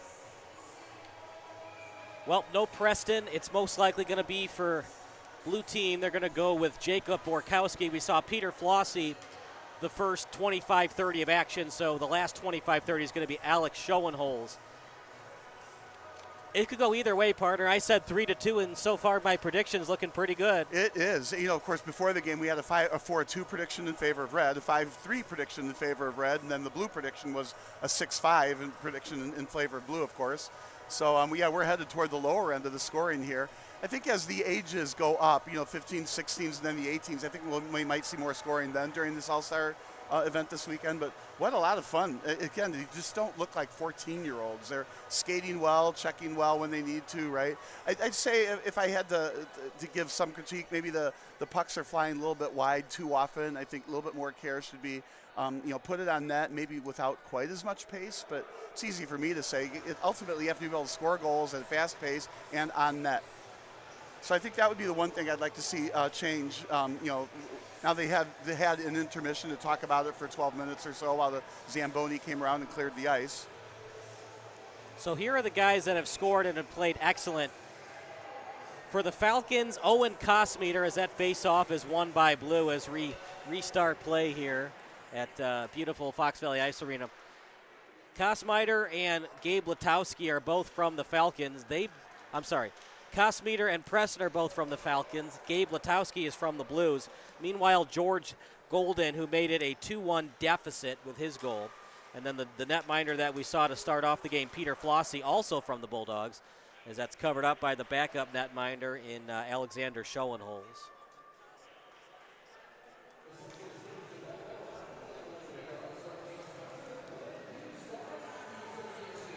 So the face-off is their right side, near side, in our favorite spot. We'll say red team won that, but it was briefly off the stick of Madden. Of course, I always think of Madden from the New Jersey Devils, that excellent defenseman. 2-on-1, nice pass shot, and a nice save. The shot was good, but the save was even better. The 2-on-1 went the way of red, but they couldn't finish. And they Zamboni'd it, but that puck stopped. It hit some water, so not a perfect Zamboni job. Oh, we're going to blame the Zamboni on that pass. As it's off the stick of Kosmeter. Tie each other up. And the puck is not exactly going the way that the players want it to go. It's stopping on some wet spots off the boards. And after right now was Austin Dorff. Out behind the net. Sending it over to the hash mark. Off the stick, stolen away by red. They've got numbers out in front, and Austin Dorff couldn't get it on net. The man we had in the pregame show trying to prove his worth on the ice for that pregame interview, and he's doing a nice job of it. Now Sun plays it. So how do you adjust, partner, when Preston was doing so well, but you no longer have him between the pipes? Well, you don't. You assume that your backup goalie, and they're both all-stars anyway. You don't know really which one's better. So he should do just as well as Preston. I do think if there's an adjustment to be made is you want to make it so Preston didn't have to be quite so busy. So you got to stop him a little bit more with fewer odd man rushes from the blue team. Backhanded pass, chance. He's got a half step on the defense, but a nice poke check and a beauty by Pustowski. That's the second brilliant defensive move he's done today.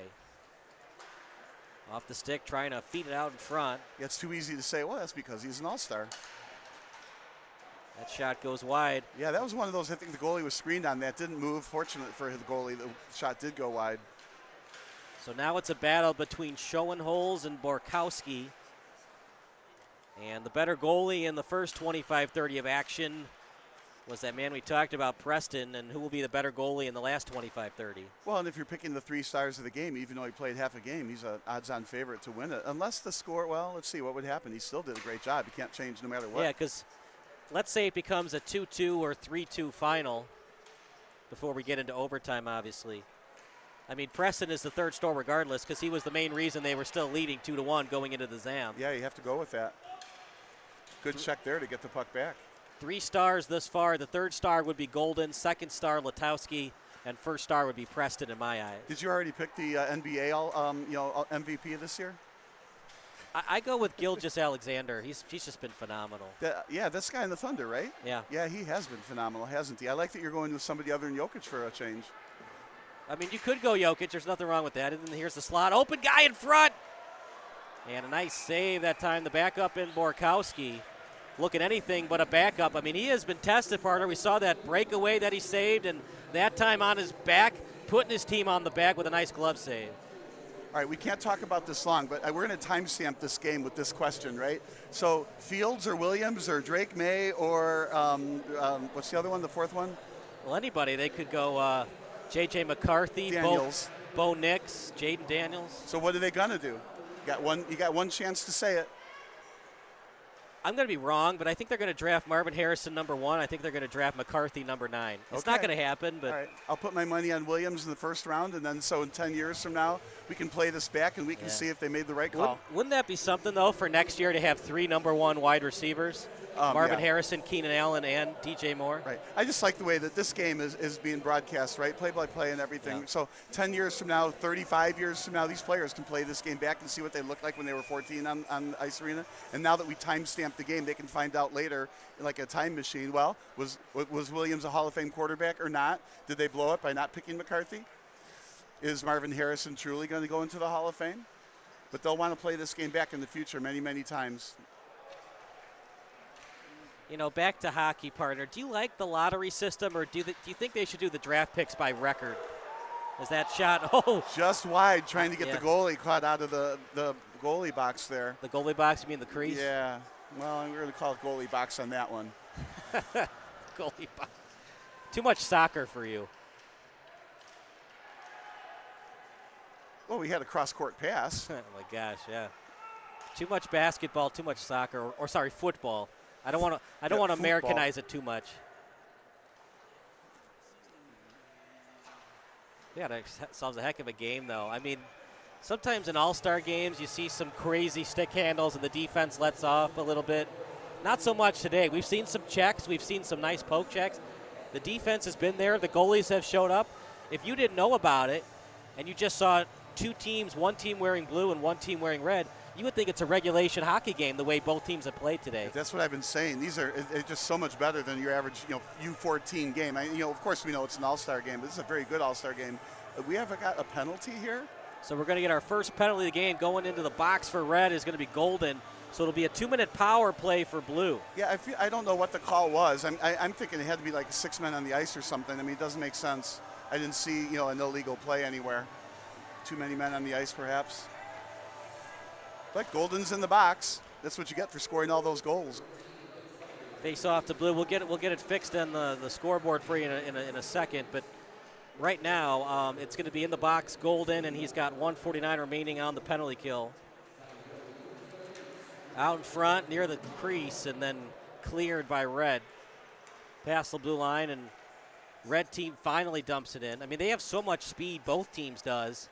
You don't have to ice it on your penalty kill, Bob. I mean, you can skate with the puck and play a little monkey in the middle and then dump it. I'm a little surprised sometimes teams don't do that. Bring, when they do finally get the puck, take it in the blue line, then turn around and you kick it back to your own zone, your own defenders, and then up, send it up ice. Yeah. I mean, it's all about scouting reports and, knowing who can go coast to coast with it and who can't. So, for example, let's say the Blackhawks are playing the Avalanche. Obviously, Connor Bedard's going to be on that power play. So if the Avalanche ice it, Connor Bedard is one of those players that can go from end line to end line. So playing a little monkey in the middle and then dumping it, you give Bedard less time on the man advantage to go coast to coast with it. Well, especially pro hockey, it's so fast. You got to have an awful lot of patience, and I'll say guts to hold the puck for Bedard to go get there from here. Right. Now, the thing is, at the NHL, it's a lot harder for players, even if they are Connor Bedard, to go coast to coast. But he's so good with strides. He's not necessarily going to score on that coast-to-coast play, but he's going to create odd man rushes where somebody else can score. Yeah, something I'd like to see. I'd like to be more of an innovative coach, right? And so I'm thinking that when you're late in the third period and you're down a goal and the other team has a penalty, your goalie is useless in your own net. Pull him. Then it's like a 6-on-4. The other thing that now is changing in the NHL that used to be if somebody did pull the goalie, it was only for like 54 seconds before the end of the game. Now some of the teams will pull the goalie up to like 3 minutes to go in the game if they have an advantage face-off. I'd like to see more of that. It's 54 seconds to get that game-tying goal just isn't enough. Past the red line. Red team still on the penalty kill for 15 seconds. Toe drag and saying, I don't think so. Patrick Polina puts a body on his opposing player and says, you're not going to get past me today. Meanwhile, out to the blue line. That's the one thing, partner, about hockey. You try to do those cute little toe drags, and when you're playing Ty Domi, he's just going to send you to the ice. Well, yeah, right. Obviously that's one of Bedard's, absolute, go-to play kind of thing. He's just perfected it. And what it does, it changes the angle. It makes it harder for the defense to block it with the skate or a stick. Right, but if you play the body, it doesn't matter what what the forward does. You try to stick handle and deke your way past the D, he can just check you to the ice. Just play the body, don't play the puck. Meanwhile, out in front, and they can't get the shot on net. Loose puck still in the slot. Out to the point, couldn't get it on net. Austin Dorf, it's in the...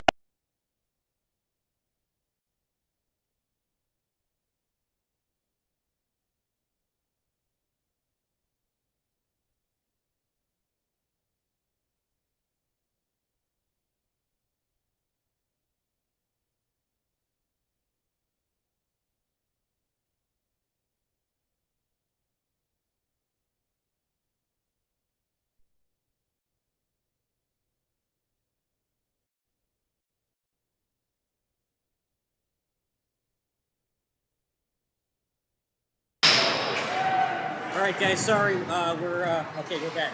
We had a little issue with the headset that we're back on. So, and they haven't updated the jumbotron yet. But they haven't updated the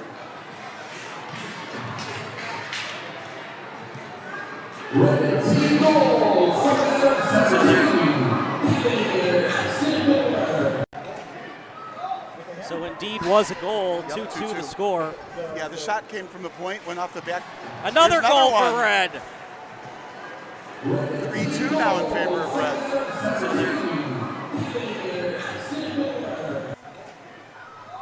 So indeed was a goal, 2-2 the score. Yeah, the shot came from the point, went off the back. Another goal for Red. 3-2 now in favor of Red. Yeah, this is when you say it's been an avalanche of goals here, 2 in a row. You were behind 2-1. Now suddenly, in a matter of about a minute or two, you're ahead 3-2. Face-off, won by Red. How about that, partner? It goes from a 2-1 lead to a 3-2 disadvantage in 30 seconds. Right, and this period is almost over, so we're going to have the third period left to sort out who's going to finally win this game. But talk about a game where you're behind the whole game, and now you've got the 1-goal lead. 14 seconds remaining in the period. Offsides is Red. Yeah, what was that playoff game with the Blackhawks where they scored 2 goals like with 17 seconds to go in like a game 6 or a game 7 or something? That's what this reminded me of. 2 quick goals. You're behind a goal, and all of a sudden, next thing you know, you're up a goal. So the pressure put on by the Red team caused all this. Past the blue line, lost an edge. And they got to hustle to get it on net. Batone taking too much time, and that'll do it for the period. Yeah, still made a good pass, even though while he was on the ice. Well, partner, we always talk about what stats matter and what stats don't matter in a hockey game. In my opinion, they all matter, but especially shots on goal. Eventually, that advantage has caught up to blue. Red has had the advantage in SOG the entire game, right? And it finally caught up to blue. They now lead 10 in terms of shots on goal, and they lead 3-2 in the game. Right, and I don't want to put any false aspirations on the blue goalie, right? But if Preston was in the game, would those have been stopped or not? One would like to know. Preston had to stop an awful lot of shots in that first half of the game. Now these couple goals went in. So okay, at the halftime, Blue was up by a goal. Now in this couple minute intermission, the question is going to be: is Blue going to be able to make an adjustment to score a goal and tie the game, or is it going to be you just keep playing as is and you hope you get another odd man break and tie it up?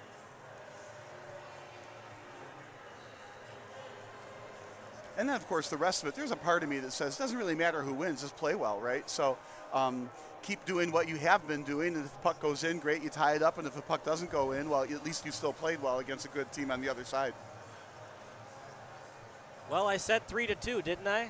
Yeah. Well, and then right, you did. And the red team said 4-2 or 5-3. Either one there is still in play.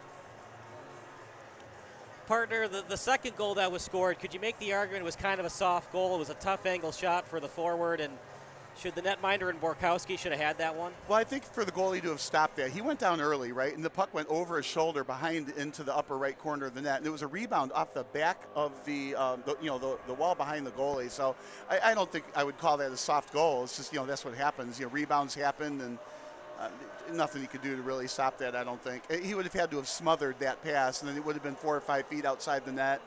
Not a play a goalie should be making. So, no, I don't think I call that soft.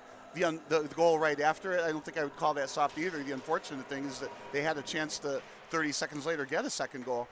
You would hope that the defense can stop the shot or the rush sooner. We talk about how important faceoffs are, and one of the reasons red team is winning this game is that redirected up in the air and just past the glove of Schoenholz. But Matt Saccone, what a game he has had. He's 4 of 4 on faceoffs today. Meanwhile, for blue team, their best faceoff guy, he's 3 of 4. That's Ryan Pape. So those are the two guys you're going to look out for. Wide open in front, saucer pass, and they couldn't get it to Matone. He called for it, but he didn't get it. Yeah, it was broken up by a stick that was laying flat on the ice. Rodriguez, as they space out well, Letowski calls for it. Letowski shot! Beautiful save by Schoenholz. I like what he did, though. He tried to drag it behind, assuming the goalie was going to get on the far post, and the goalie stuck out a leg and made the save. Kaplan in the slot. Matone digs it out. Obtained at the red line. Retrieved by blue, but they can't get it out. Out in front. Chance for red. Can't get it on net. And it's out behind Borkowski. Tie-up action out behind the net. Red team steals with a beautiful deke. Kaplan got the separation he wanted, then backhanded out to the blue line. Marino. And now over to Kaplan. Kaplan with a nice move. He's in the slot. He's got a man on the face-off circle. Shot, save, beautiful save that time by Borkowski. And then over to the face-off circle. Kaplan taking his time. Even strength hockey. Saucer pass. Wiseman, no high stick. We play on. Kaplan gets it back. Man, Kaplan just keeps getting that puck, Bob. Why is that the case? Because he's good. But that was, plucked out of midair on that defensive play to stop that cross-ice pass from having a shot. I mean, just Kaplan is all over the ice right now. When they need something to happen, Kaplan's making it happen. McCauley.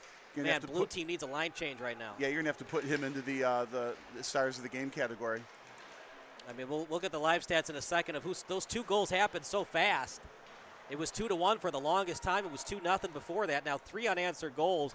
And, Bob, how does blue team readjust? They've given up 3 goals, and now they trail by 1. Well, and that's the thing. They had a period break right after those 2 goals happened. So the question then becomes, does blue need to make an adjustment, or can they continue to try to counterattack with odd man rushes like this? Backhander. I'm not sure if that was a shot or a pass. We'll call it a shot. It was off the stick of Pasoli. Looked like a pass right into the goalie pads, right? Lopez with a full head of steam. Backhander to the trailer, and Golden out in front. Pastowski. And right, blocked. Here's the steal that the blue wants. Odd man rush, 2-on-1. Man open in front, off the backhand. Chance! Oh, just goes wide. He beat Schoenholz, but he couldn't get it on net. And partner for Red, if they want to win this game, they might have to avoid pinching. Chance for Red, backhander, and an easy save for Borkowski, but he couldn't finish with the glove. Meanwhile, backhanded out in front. Salas with it. Salas falling to the ice. Did he do it on his own accord? Bob, you make the call. No, he fell on his own. No penalty there. And here we go again, 3-on-2 for blue. It seems like blue is at its best when red pinches, so should red stop pinching the rest of the game? That's in the breadbasket and covered up by Schoenholz. And that's the coach. That's the call that the coach needs to make. This is still an all-star game. You still want to showcase people, and yeah, you want your defensemen to be offensive-minded. It is a one-goal game, so the question is: do you want to just shut the game down and play a defensive shell the rest of the game, or do you want to continue to push and get more goals and showcase your all-stars? I think if this is a regular season game, maybe you bring your defenders back a little bit and you worry less about scoring a goal. We're talking about an all-star game. At the end of the day, you don't really care who wins. You want both teams to play their best. So I'd say don't shut it down don't shut the team down with defense. Go ahead and continue to play. You might score more also. Out near the end line. And blue team has to readjust, Bob. They were up most of this game, now no longer. And they're thinking at least going to overtime, but they got to score one more. Can't give up any more goals. Well, they had a couple of odd rushes after that, so they're still going to get more chances as the game goes on. One would think if Red stops pinching or they go with a 3-man D, 1 forward, 2 defensemen, no more pinches, that's going to end those blue team rushes, but we'll see. Yeah, we'll see if that's the approach the coach wants to take, right? And the theory is two-partner has Nosek with it. Nosek, his shot was very wide. Got to get it on net. Well, exactly. He was aiming for the upper right spot again, but he had a man wide open in the slot. And here's the thing, too, Bob. If you go with the 3-man D, you could pinch one of your defensemen because you've got a center back. So you still have the 2D back, but your center becomes the defenseman if there's a pinch. Yeah, I don't think they'll make that kind of an adjustment, but we'll see. Uh-oh. Yep. Chance for blue. They're taking too much time now. Yep. Nosek! Oh! And partner, Nosek, what was he thinking? He took way too much time to get that pass out in front. Yeah, unfortunately, the stick on the pass is the wrong angle, so the puck went over the net. He needed to keep the face of the stick, more perpendicular to the ice. It would have gone right in. Chance for Sobecki. And I don't know if I remember a hockey game where there's been so many wide open men in front of the net. Well, it's a U14 game, right? And a lot of wide shots. Sounds like the Blackhawks, even when they're open, it's high and they can't get it on net. 2-on-2.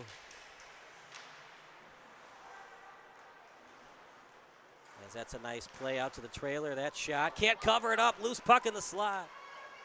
As it's over to the end line. Played now by Nadeau. So speaking of the Blackhawks, partner, of course, the Blackhawks named after Chief Blackhawk. Wide open man. Here we go. 2-on-1 for blue. Oh, And beautiful play by Nadeau. That was just too slow developing. He had a first all by himself. Then it became a 2-on-1, and that was broken up. I think the goalie meant to catch that. Yeah. Excellent play by Nadeau. I mean, this is going to go down to the wire off the blocker of Schoenholz. Schoenholz, he's got his work cut out for him. Out in the slot, Radel. I agree. It's going to be down to the wire. With 10 minutes left, a one-goal game. This is my favorite kind of hockey, especially if it was like Olympic or something. But 1-goal lead in the third period and wide open skating. This is fun. Well, we do the 3 stars in a hockey game, obviously. Saccone. And things have changed, obviously. Ben Collins would be the first star because he has the game winner thus far. Well, I don't know that you automatically give a star to the game-winning goal. I mean, Preston's just been phenomenal. Matone calls for it, losing an edge. Well, I think I'm on board with Preston. He has to be the third star, no matter what the rest of the game plays out to be. But the game's not over yet. Nice save. No rebound on that far side. Here we go. Another odd man rush. Yeah, a lot of pinching by Red, but they do get back quickly. Pape with it in the slot. Shot. Nice save by Schoenholz. No rebound try for blue. Yeah, what we didn't know is the defender on the far side had gone into the bench, got off the ice. That's why it was a 3-on-1, and then the other replacement got on the ice to turn it into just a 3-on-2. Rodriguez, chance shot. Schoenholz, back-to-back saves.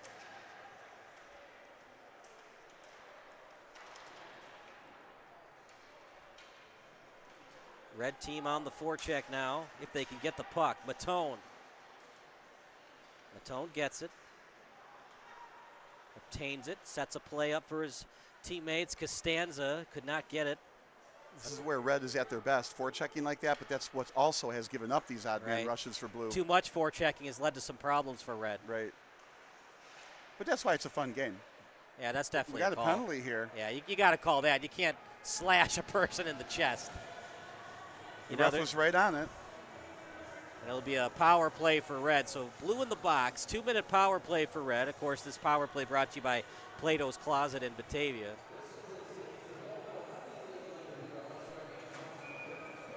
And this one stinks if you're a Blue fan. You're down a goal, and you're probably not going to score for the next 2 minutes. You give up one more goal, and that might be the game. Yeah, we know that there's got to be a joke in there somewhere with the what was it, the closet for the, who is the sponsor? Batavia? Plato's. Yeah, Plato's Closet, right, for the penalty box. Well, I was going to make a joke. So you know how Plato's Closet is Plato's Closet, what? It's a what's it called? A Fortune 500 company. Okay. I'm thinking about starting my rival company with Plato's Closet. and I'm going to call it. Drum roll, please. All right, ready? Socrates cabinet. Oh, it could have been worse. I was expecting worse. Do you know why it chose Socrates? No. Because Plato was Socrates' student. The one thing I remember learning in Marquette University philosophy class is that's covered up well. Netminder and Borkowski. Well, at least they're showing a lot of, good forethought. Speaking of philosophy, what's the philosophy of blue team on this penalty kill? Yeah, don't let one more goal in. You might be thinking shorthanded goal too, but you're down by a goal. You can't just, be satisfied. Here we go. Here we go. Right. This is a clean breakaway, by the way, for blue. Backhander. Oh, get it on net, please. I wasn't even close to getting on net. The right idea to go high on the far side, but yeah, it's got to be on net. But the philosophy here, like you were saying, that don't just be settled to kill the penalty. Offensive minded. Maybe you can get a breakaway and a goal. Yeah, I like it though. It's an all-star game. I think in a regulation game, there wouldn't be as much pinching by red. But you know what? You want the kids to have fun. They're only 14 years old after all. Well, that's what I'm saying. I don't know. You probably could go into a defensive shell and shut the game down, right? But this is an all-star game. Let it all hang out for both teams. You might score more, and that's what you're trying to do, of course, right? So it looks like they're going to play by the old high-performance hockey league rules. So if you're down a man, you still get called for icing on the penalty kill. It's interesting. So that changes the strategy today when you're on a penalty kill.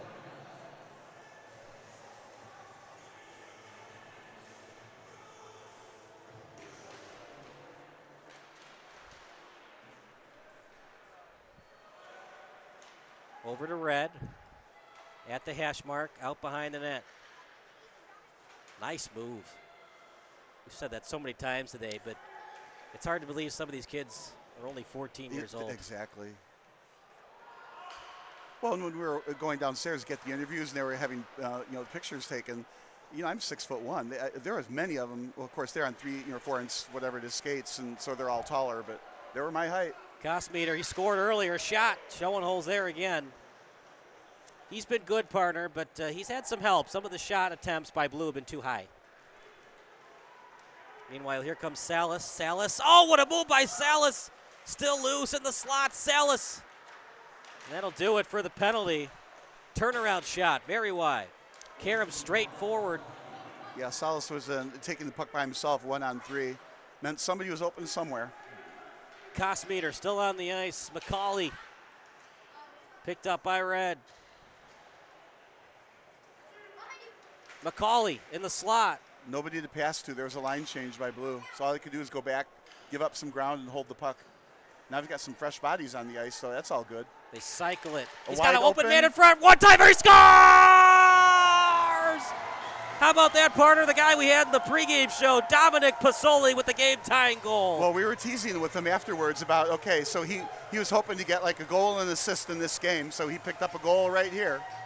Tied the game 3-3, a very important goal. So that 4-2 prediction is out. Now the 5-3 prediction could occur. Well, partner, we got 6:46 remaining of regulation hockey. So both teams are going to continue to play the way that you'd play a game with 0-0, but you've only got like a 6-minute game to go. The next goal, you want to say, wins the game. Well, maybe the next goal wins the game plus an empty net goal, maybe perhaps. So 5-3 is looking like a very real finish, possible score. By the way, the family pack starting at only $60 here at Chicago Steel, Fox Valley Ice Arena.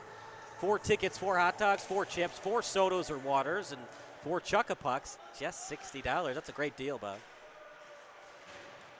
It is, and fun. And you get to see good hockey in a real nice environment. And you're not like in nosebleed seats. Ostendorf, another open man in front. Sassone. Just missed it. Look at that saucer pass right on the tape of Nozak. He shoots. Schoenholz can't cover it up. That was a 3-on-1. But I think the 3 were all in front of the 1. Is this a hockey all-star game or the NBA all-star game? Defense optional right now. Yeah, it's starting to, maybe the players are getting, I don't know, tired, something. But you got a 3-3 game with 6 minutes to go. Dig deep and win this, even though it's an all-star game. You called it a saucer pass. It looked more like a moonshot. That puck was so high. little surprised it didn't hit the scoreboard on the way across. It was like the pass from in D2, the Mighty Ducks, where Fulton Reed sends it straight up, and then Kenny Wu gets it. What a name, Kenny Wu. Of course, the famous call in the movie when Kenny Wu scores, woo, woo, Kenny Wu. Over to Matone. He's got some separation from the D. Open man in front. No look backhander and a beautiful save by Borkowski. Yeah, kind of a flashy shot, but through the 5-hole wasn't going to happen with his back to the goalie. So probably needed to go left or right, but didn't know which direction to go. Well, the goalies have to know there's going to be open man in front, so they're the last man of defense. They got to step up to the table and make these saves. Well, you do got to close down your defense because whoever wins this game, it's going to be a defensive lapse in a breakaway or something, 2-on-1, 3-on-2, some kind of score like that. Here we go, 3-on-2.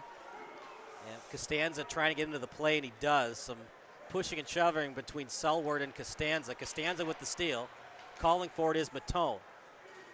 And Matone trying to split through the D. Blue had nothing of it in the slot. Can't get the shot on that. It was off the stick that time of Kaplan.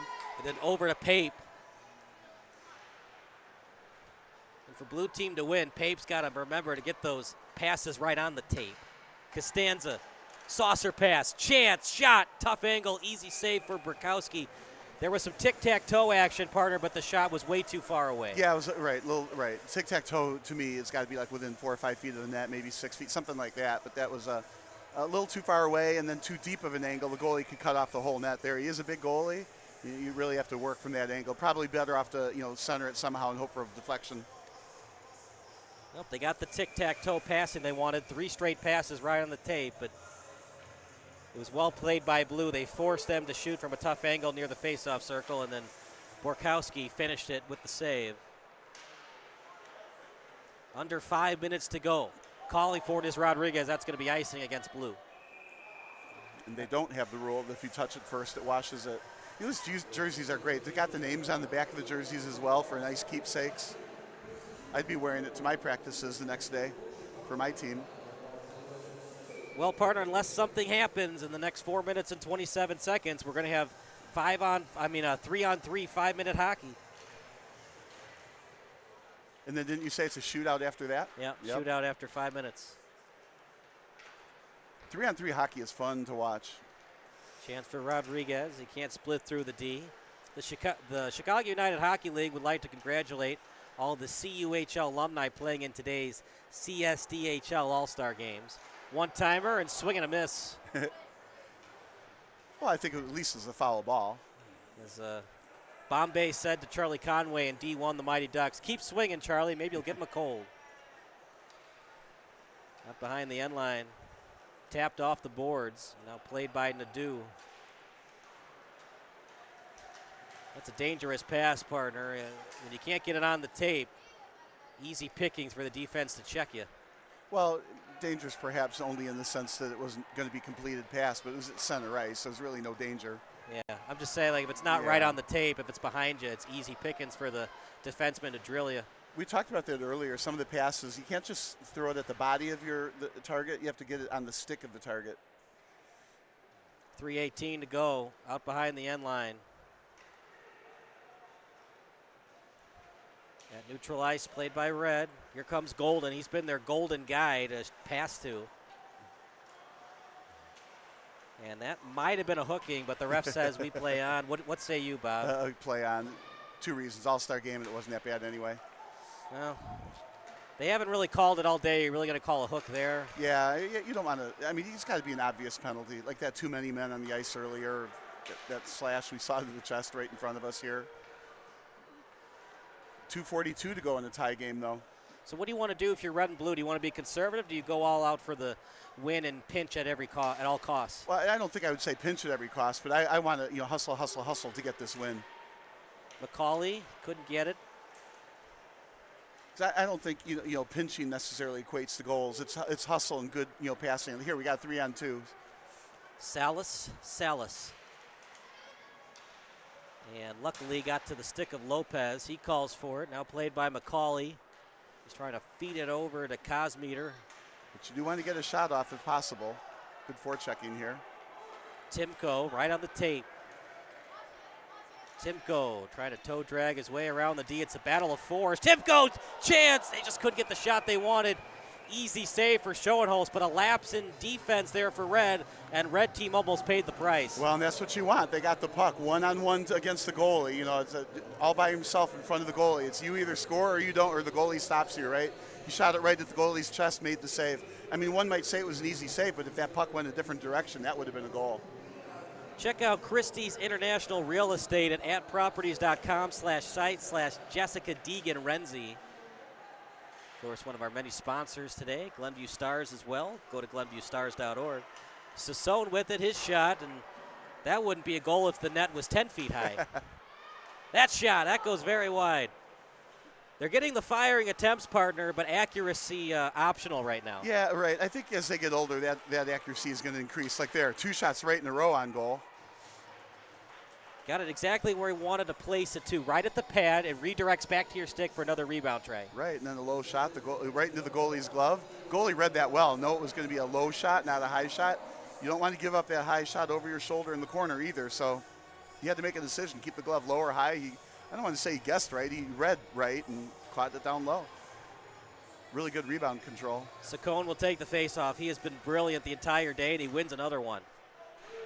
And, you know, it's one of those underrated aspects of hockey, partner. Everybody wants to score goals and get assists, but if you can win face-offs, it can change complexion of games. Well, yeah, exactly. Like any sport, you want to win the coin flip and get the ball. It's just so much harder for the other team when every time there's a face-off, they win the face-off and it goes back to their defenseman. Right.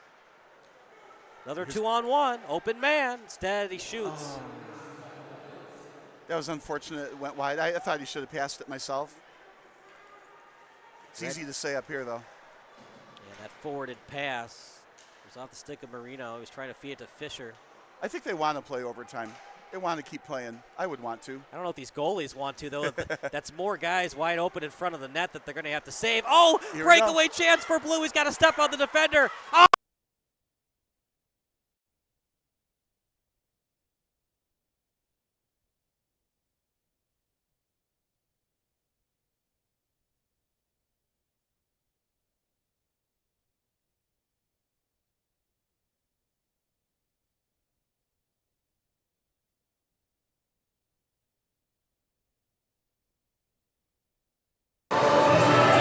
Gotta get up. All right, we're gonna go off match sound until we get the headset ready. 31 seconds left.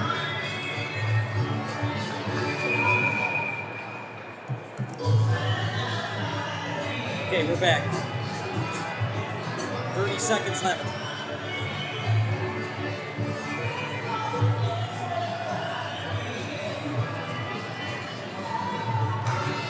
Face off won by Blue, over to the blue line. Then out to the corner.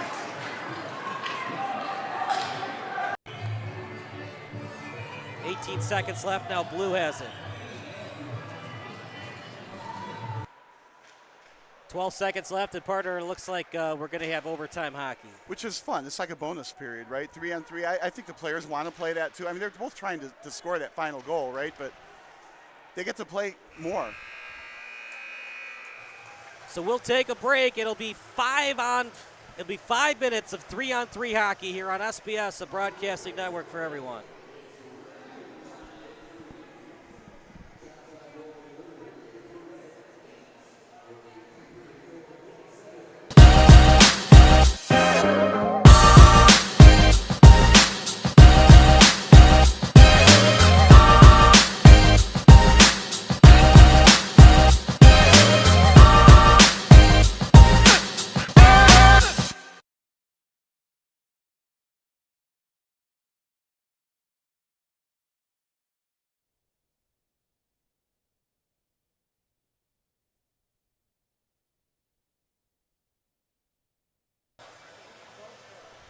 Back to the action, Kyle Smith alongside Bob Vilsaway. It's 3-on-3 for 5 minutes.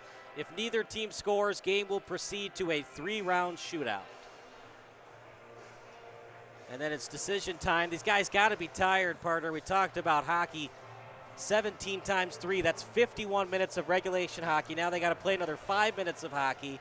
That would be 56 minutes. and then another minute if we go to a shootout. Oh, these guys are in shape. They can handle it. The 5-minute overtime that we're talking about, you're really only playing, a minute and a quarter of it because you have 4 lines that can get on that on the ice, maybe even more than 4 lines because we're only talking on 3-on-3. You might get 1 shift and that's it. So make the most of it. Yeah. Now in the NHL, it used to be they would take chances and shoot the puck, but man, possession is everything on these 3-on-3s. Don't give up the puck. Wait for a good shot. Like this, take it back, set it up. Behind the net, all right, set it up. Don't squander your chances. A turnover is pretty deadly. Out to the blue line. This is played by Madden. Sorry, that's Hagen. Yeah, you don't want to be cavalier with the puck. So Blue successfully stole it. Now they need to hold the puck. Over to McCauley. And here's the thing, too, partner. What do you want to do here? Do you want 2 forwards and a defenseman or 1 forward and 2 defensemen? Yeah, it doesn't really matter. But what does have to happen is whoever's up front has to get back. Like here, it's a 3-on-1, literally a 3-on-1, which means there can be a breakaway the other way soon. And then covered up well. Players going after the puck, but good job by Elon's son avoiding Parker Hagen from having an attempt. Yeah, that's what's so cool about a 3-on-3, right? No matter what happens, there's going to be an odd rush the other way. So there was a 3-on-1 with red. The puck got stopped there, but that meant the blue person could have been at the blue line cherry picking, and then they would have had a breakaway all the way down the ice. So Kaplan will not take the face-off. Instead, it'll be Costanza. It's won by Blue, and now playing it is Polina. Yeah, and those face-off wins are real huge. Now Blue has possession. Don't squander it. Because the ice is opening up on 3-on-3, so if you win the face-off, wraparound try and sing it all the way with Schoenholz. Yeah, and lost the puck as a result. If you win the face-off, it gives your defenseman, especially if you have 2 forwards and 1 defenseman back, gives your defenseman more space to see the ice and see where he wants to pass it to or skate up with the puck. Kaplan, stop and start move, and reading it well is Blue. Here we go. Cherry picker and a breakaway for the win. Shot! Oh, beautiful save by Schoenholz. But that's always the risk. So they gave up a 3-on-2 rush with the hope to get that cherry pick goal going the other direction. It's a risk. So you got to use your peripheral eye vision at all times. Yeah, and here, what they don't want to do is lose the puck. So they lost it in the corner, and Blue has now a 3-on-1. So it's a cherry pick opportunity for Red going the other way if this doesn't go in. Fake the pass, and ref might have called the freeze too early there, but he calls the freeze, and 3:08 to go, and some of these players look dead tired. It was a 3-on-2 because one of the back checkers for Red just couldn't get back into the play. It's a good idea, fake the pass shot, but that's just so much to do in one action. Even in basketball, you fake the pass and shoot. It's a lot harder than you think it is. Face off won by Red. And now a 2-on-1. Saccone gets past Pasoli. Saccone for the win, and it's going to be a penalty shot coming up. Oh, my goodness. Held from behind. See, what I don't like about that, partner, I mean, that's a hook. But maybe they should have called the same hook with 3 minutes to go because it was the same type of hooking action that happened. Well, yeah, maybe, but this one was on a breakaway. I would say penalty shot, and I'm surprised they didn't call it. Are you surprised, Bob? Penalty shot would have been real steep, I think, but this causes a 4-on-3, though, because of the man in the box. They don't go 3-on-2. You got to have a minimum of 3. Yeah, so now it's 4-on-3. Right. So this actually puts a little bit more crowd on the ice, which I like to see the 3-on-3. That almost went into the stands. And here's the thing. The power play for Red is probably more advantageous than the penalty shot because both goalies off the bench have been excellent.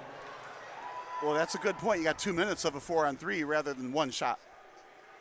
And both goalies, I mean, they're used to having wide open men in front of the net. That slapper and couldn't glove it.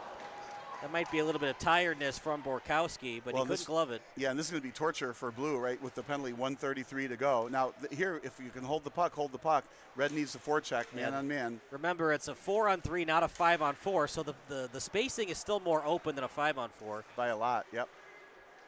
Bad pass and a break for Red. Couldn't steal it as it was off the stick of Seeger.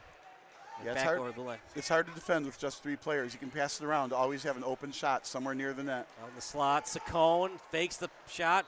Right at the goalie. You know, we talked a lot about Preston, partner, but let's give Borkowski his credit as well. He's been excellent, too. And here we go, a wholesale line change for both teams. So fresh legs. Red's got to work the puck around to get an open shot or a tip-in somewhere, and blue has to just be, pounce on every loose puck and get it up ice. They got to kill a minute 5. Face off.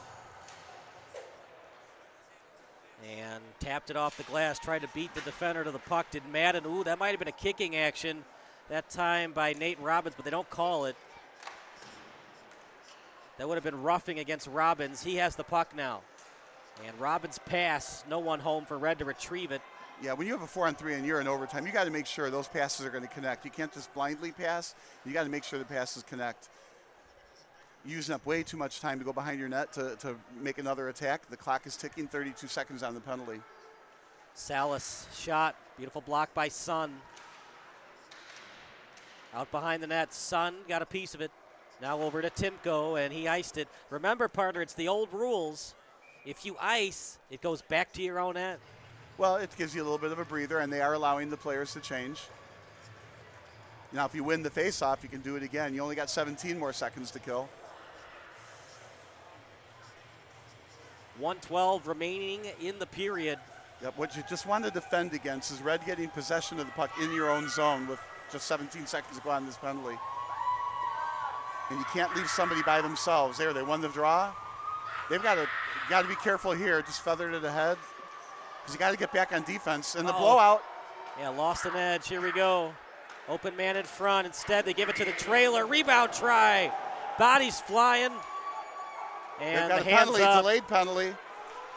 So Red's going to be in the box after this. Yeah, off the side of the net.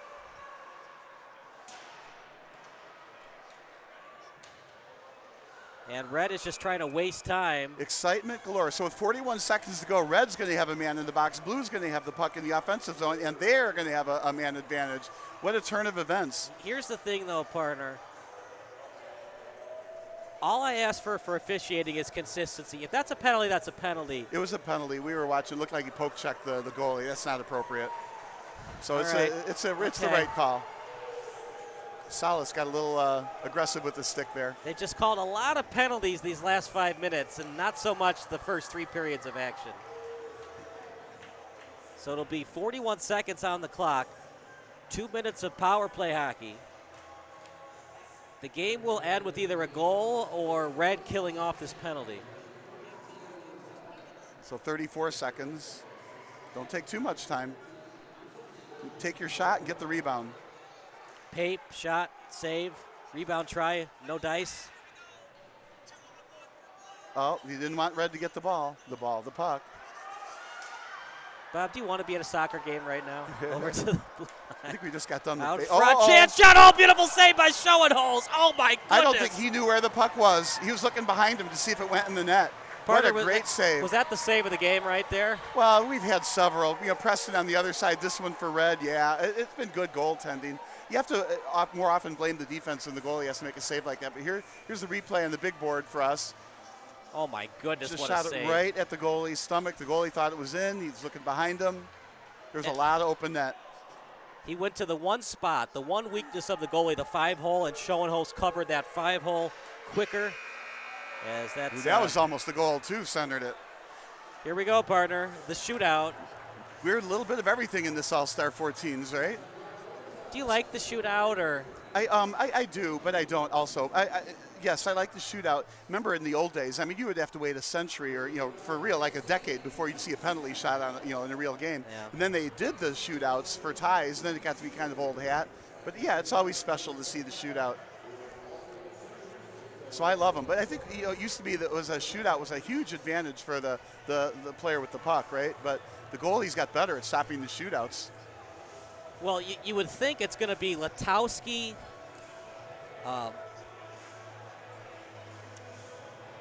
Golden, and Ostendorf, as well as Kosmeter.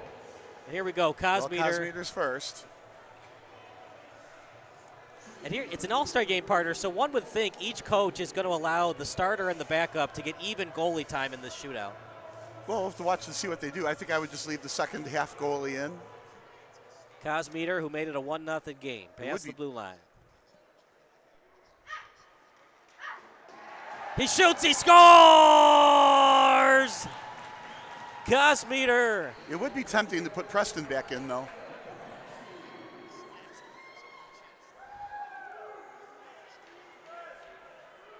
think the goalie had to poke check it away rather than just put the stick on the in between him and the empty net. But again, like we said, it's easy to save from up here. See what Kaplan tries to do. Pass the blue line. Shot, a save. Gloved well by Borkowski. He went fancy, went glove side, and Borkowski said, I don't think so. Again, same thing, low side by the leg, and he kept the glove low. You would have expected a high shot on the glove side, but no. Nice save. It's 3 rounds, so if he scores here, that means Red has to score back-to-back times on attempts number 2 and 3. Here we go. It'll be Latowski. He scored as well in this game. He scores! He goes 5-hole on Schoenholz. And what do you know about that, partner? Schoenholz, his 5-hole insured. This goes to a shootout. Then he goes 5-hole, does Latowski. And that time, Schoenholz could not maintain the 5-hole. So like you said, red team has to score it both times now. So Borkowski can ice it with the save. If George Golden scores, actually it's not Golden, it's going to be Seller. And he shoots, he scores. So Parker Hagen putting a little bit of pressure right now on Blue. Remember, though, even if Blue doesn't score here, Red's got to score again. Right, I'm holding up my fingers 2-1. Yeah, yeah, update it. So this is the goal he needs to get. Casey Nozak can ice it with a goal. Look how slow he goes. Yeah, they've all been like that. He scores! Blue team wins! So Schoenholz was fabulous during his 25-30 of regulation hockey, as well as that 5-minute overtime, so 30 minutes and 30 seconds, but he just wasn't that good during the shootout, and Blue scored all 3 of their goals. And then the Blue player, during the prediction before the game, said the score was going to be 6-5. Turns out he's pretty darn close. 6-4, so that does it, partner. We're going to go to the post-game show, and then we'll give you our 3 stars of the game. It'll be Seth Humanick for our post-game interview brought to you by Plato's Closet. Don't go anywhere. Post-game show coming up next here on SBS.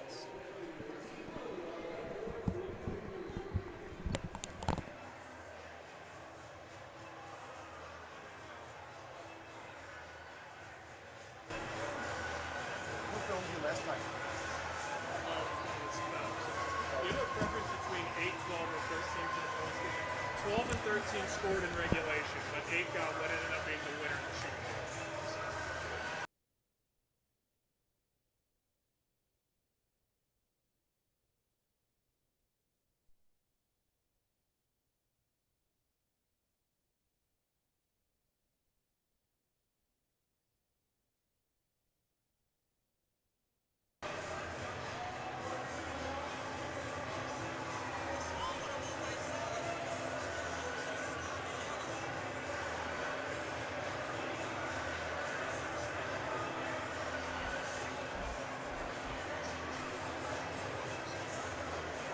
Chicago Blackhawks and the Philadelphia Flyers. The final result will be an overtime win in Philadelphia. If the Flyers end up victorious, they'll still have to win a Game 7 in Chicago. It's a 3-3 tie in the first overtime, meaning this has been a moderate offensive explosion with some decent defense and goaltending squeeze in between this hockey contest. This is a huge game for Blackhawks fans, as their favorite hockey team has been a laughingstock in the Western Conference for most of the previous decade. For the Flyers, they're looking to bring back Stanley Cup glory to the city of brotherly love for the first time since the 1970s. To truly understand the importance of what happens next, we need to hit that left button on the VCR. In other words, we need to rewind.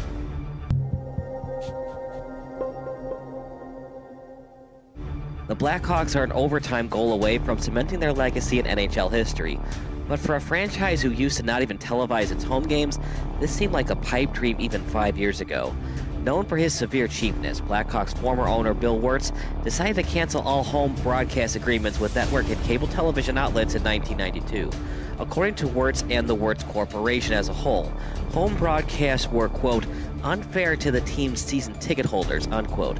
And as crazy as this decision was by Wirtz, fan attendance increased during the mid-1990s. Incredibly, without normal home broadcasts and overall television brand awareness about the team, the Hawks averaged over 19,300 fans during the mid-1990s at the United Center. This is how it worked. WGN and other media outlets couldn't broadcast the Blackhawks games at the United Center. But if a national broadcasting network such as ESPN decided to telecast the game, a Blackhawk fan could purchase HawkVision, a subscription network worth $29.99 per month. Then you could watch the ESPN broadcast of Blackhawks vs. Red Wings at the United Center on normal cable television. It was pretty confusing, to be sure, and as you know, the internet wasn't big back then. If you were a big hockey fan and wanted to know about the Blackhawks, you either had to go to the game or wait for the hockey highlight on SportsCenter. Even then, hockey coverage wasn't big on ESPN, so it was in your best interest to purchase a ticket at the UC. So the fans kept supporting the Blackhawks even though they couldn't watch their favorite team on TV. However, the product on the ice wasn't so great. As if it were a curse from the hockey gods, the Hawks kept finding different ways to choke in the playoffs. An original six team, the Hawks were at one time the second most cursed original six franchise. The New York Rangers went titleless from 1940 until 1994, and the Hawks now find themselves in the same place as the Toronto Maple Leafs. The Maple Leafs and the Hawks have not hoisted Lord Stanley's Cup since the 1960s decade. For the Hawks, it's been even worse. They haven't won it all since 1961, and before that, Chicago went 23 years without hoisting the Cup. The Maple Leafs have been a borderline disaster since 1967, but at least the Leafs were a dynasty in the 60s. The Hawks were lucky to even win the 1961 Stanley Cup. So yeah, the Hawks have pretty much been mediocre or worse since 1961. However, there were moments when the franchise seemed destined for championship glory. The worst moment for Chicago hockey fans was the 1971 Stanley Cup Final against the hated Montreal Canadiens. Without air conditioning at Old Chicago Stadium, the Hawks were the home team during Game 7 of the Finals against the Canadiens.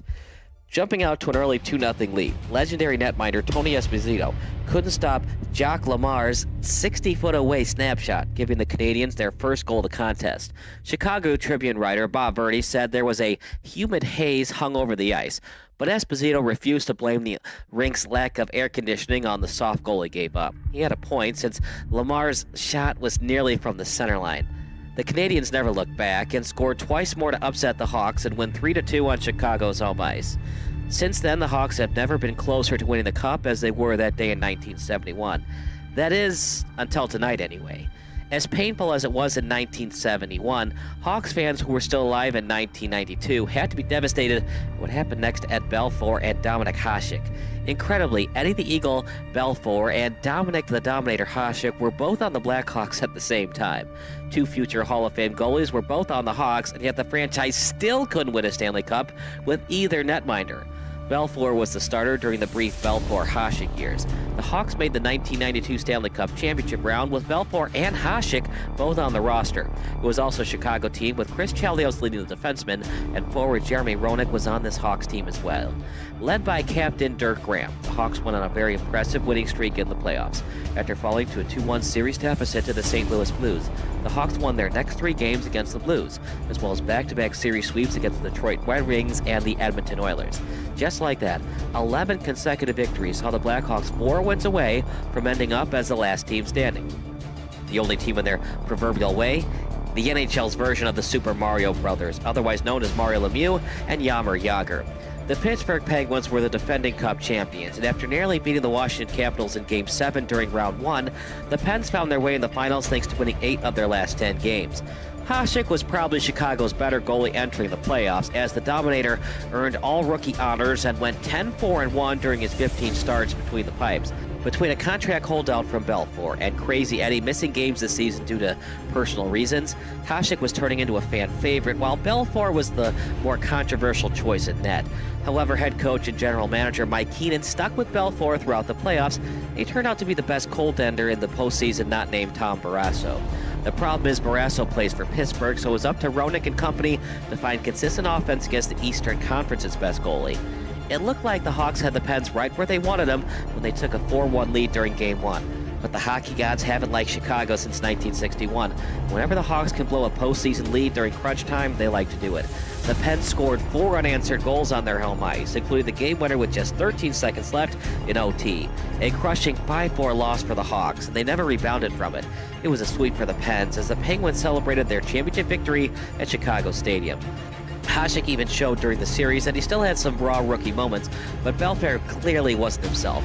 Hasek subbed in for Belfour in Game 4 after Eddie the Eagle gave up 2 goals on just 4 shots on goal. Keenan had a tough decision to make between keeping Hasek and Belfour, but with Belfour 1 year removed from winning the Vezina and Williams M. Jennings trophies for best goalie, Keenan had no choice but to allow Hasek to become expendable. The Sabres then cashed in on the young goalie's athleticism by fleecing the Hawks with a terrible trade request.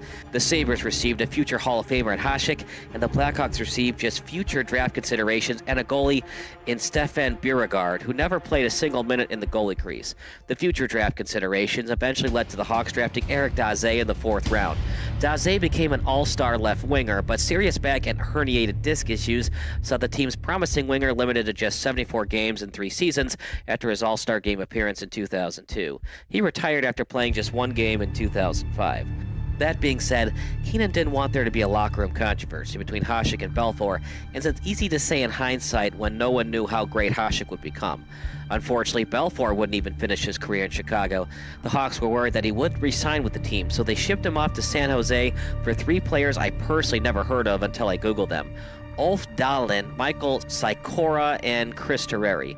Terreri was put in the very tough position of trying to fill Belfour's shoes in net, and he never got close to reaching Belfour's milestone achievements. Blackhawk fans kept asking themselves, is this team cursed? The 1999 Stanley Cup Final pitted Belfour against Hasek as the Dallas Stars took on the Buffalo Sabres. Belfour eventually won the cup over Hasek in the series, although Hasek won more cups than the Eagle once he began playing for the Red Wings. The Blackhawks managed just 1 more Western Conference Finals appearance with Belfour in net, and they wouldn't get back to the Western Conference Finals until last season. No one ever wishes someone to die, but success seemed to reach the Blackhawks once Bill Wirtz passed away from complications of cancer on September 26, 2007.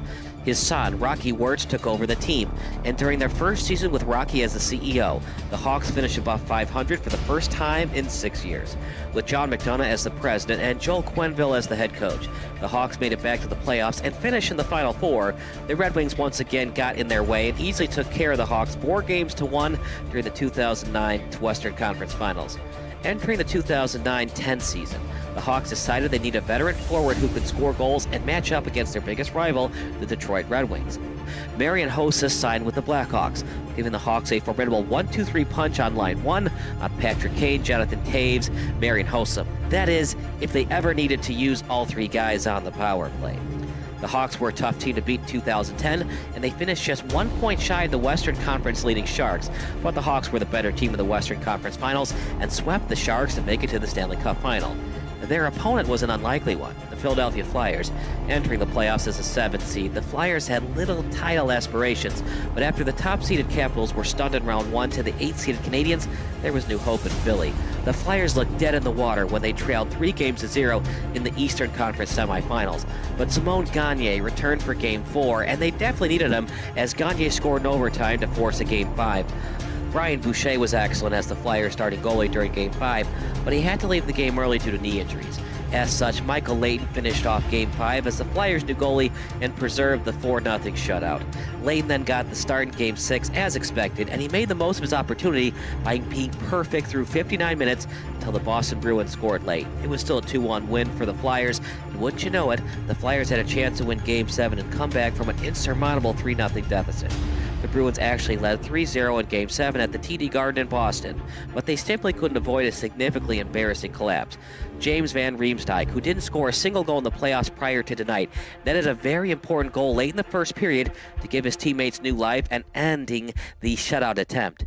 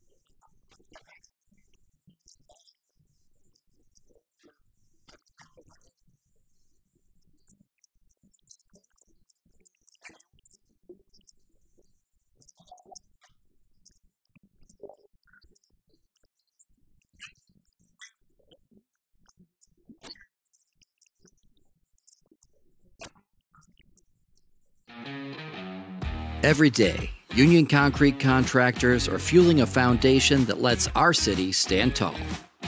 They bring the tools, training, and know-how required to bring your commercial projects in on time and with the highest levels of safety. Visit concreteil.com today to browse Northern Illinois' top union contractors specializing in commercial concrete and find the contractors you need to get your job done right.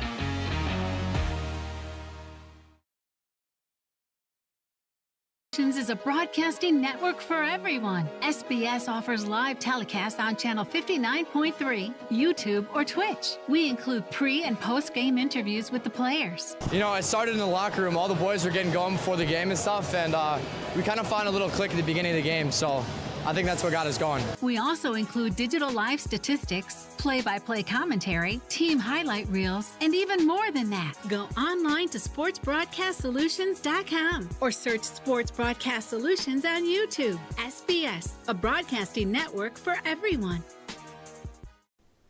Sports Broadcast Solutions is a broadcasting network for everyone. At SBS, we offer a professional broadcasting experience for the non-professional athlete. Just like the pros, we offer everything for you. Play-by-play commentary. A no-hitter at Kane County Stadium.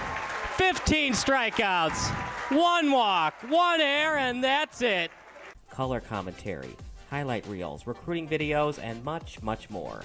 Unlike our competitors, we zoom in on the action and always have a live scoreboard with a live time code. If you're ready to have your next sporting event feel like CBS Sports, then make sure to call Sports Broadcast Solutions today. Our phone number is 330-957-7653, or you can go online to sportsbroadcastsolutions.com. SBS, a broadcasting network for everyone. Missing your child's sporting event just plain stinks. But you don't have to worry about that anymore, thanks to Sports Broadcast Solutions. SBS is a live broadcasting network, as well as covering your on-demand needs, recruiting videos, highlight reels, and much, much more. We can broadcast live to any website, and we also post as much on-demand content as you need. For more information about SBS, check out our website at sportsbroadcastsolutions.com. Sports Broadcast Solutions, a broadcasting network for everyone. Sports Broadcast Solutions is a broadcasting network for everyone. Let SBS broadcast your sporting event. We have experience and can generate excitement and permanent digital memories for your team. Tonight. That time, finally a goal for the Stampede! We have professional videographers using high-definition modern-day cameras, color analysts, and play-by-play announcers with state-of-the-art, classy graphical scoreboards to keep you updated. Plus, we have commercials to advertise your team, club, or sponsor, and us. Plus, we do pregame and postgame interviews.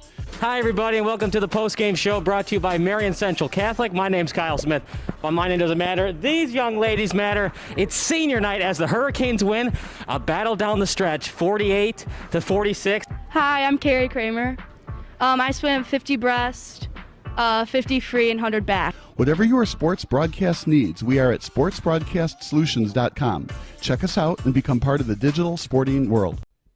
Sports Broadcast Solutions is a broadcasting network for everyone. Instead of spending hundreds or thousands with all these college recruiting sites, let us put together your college highlight reel.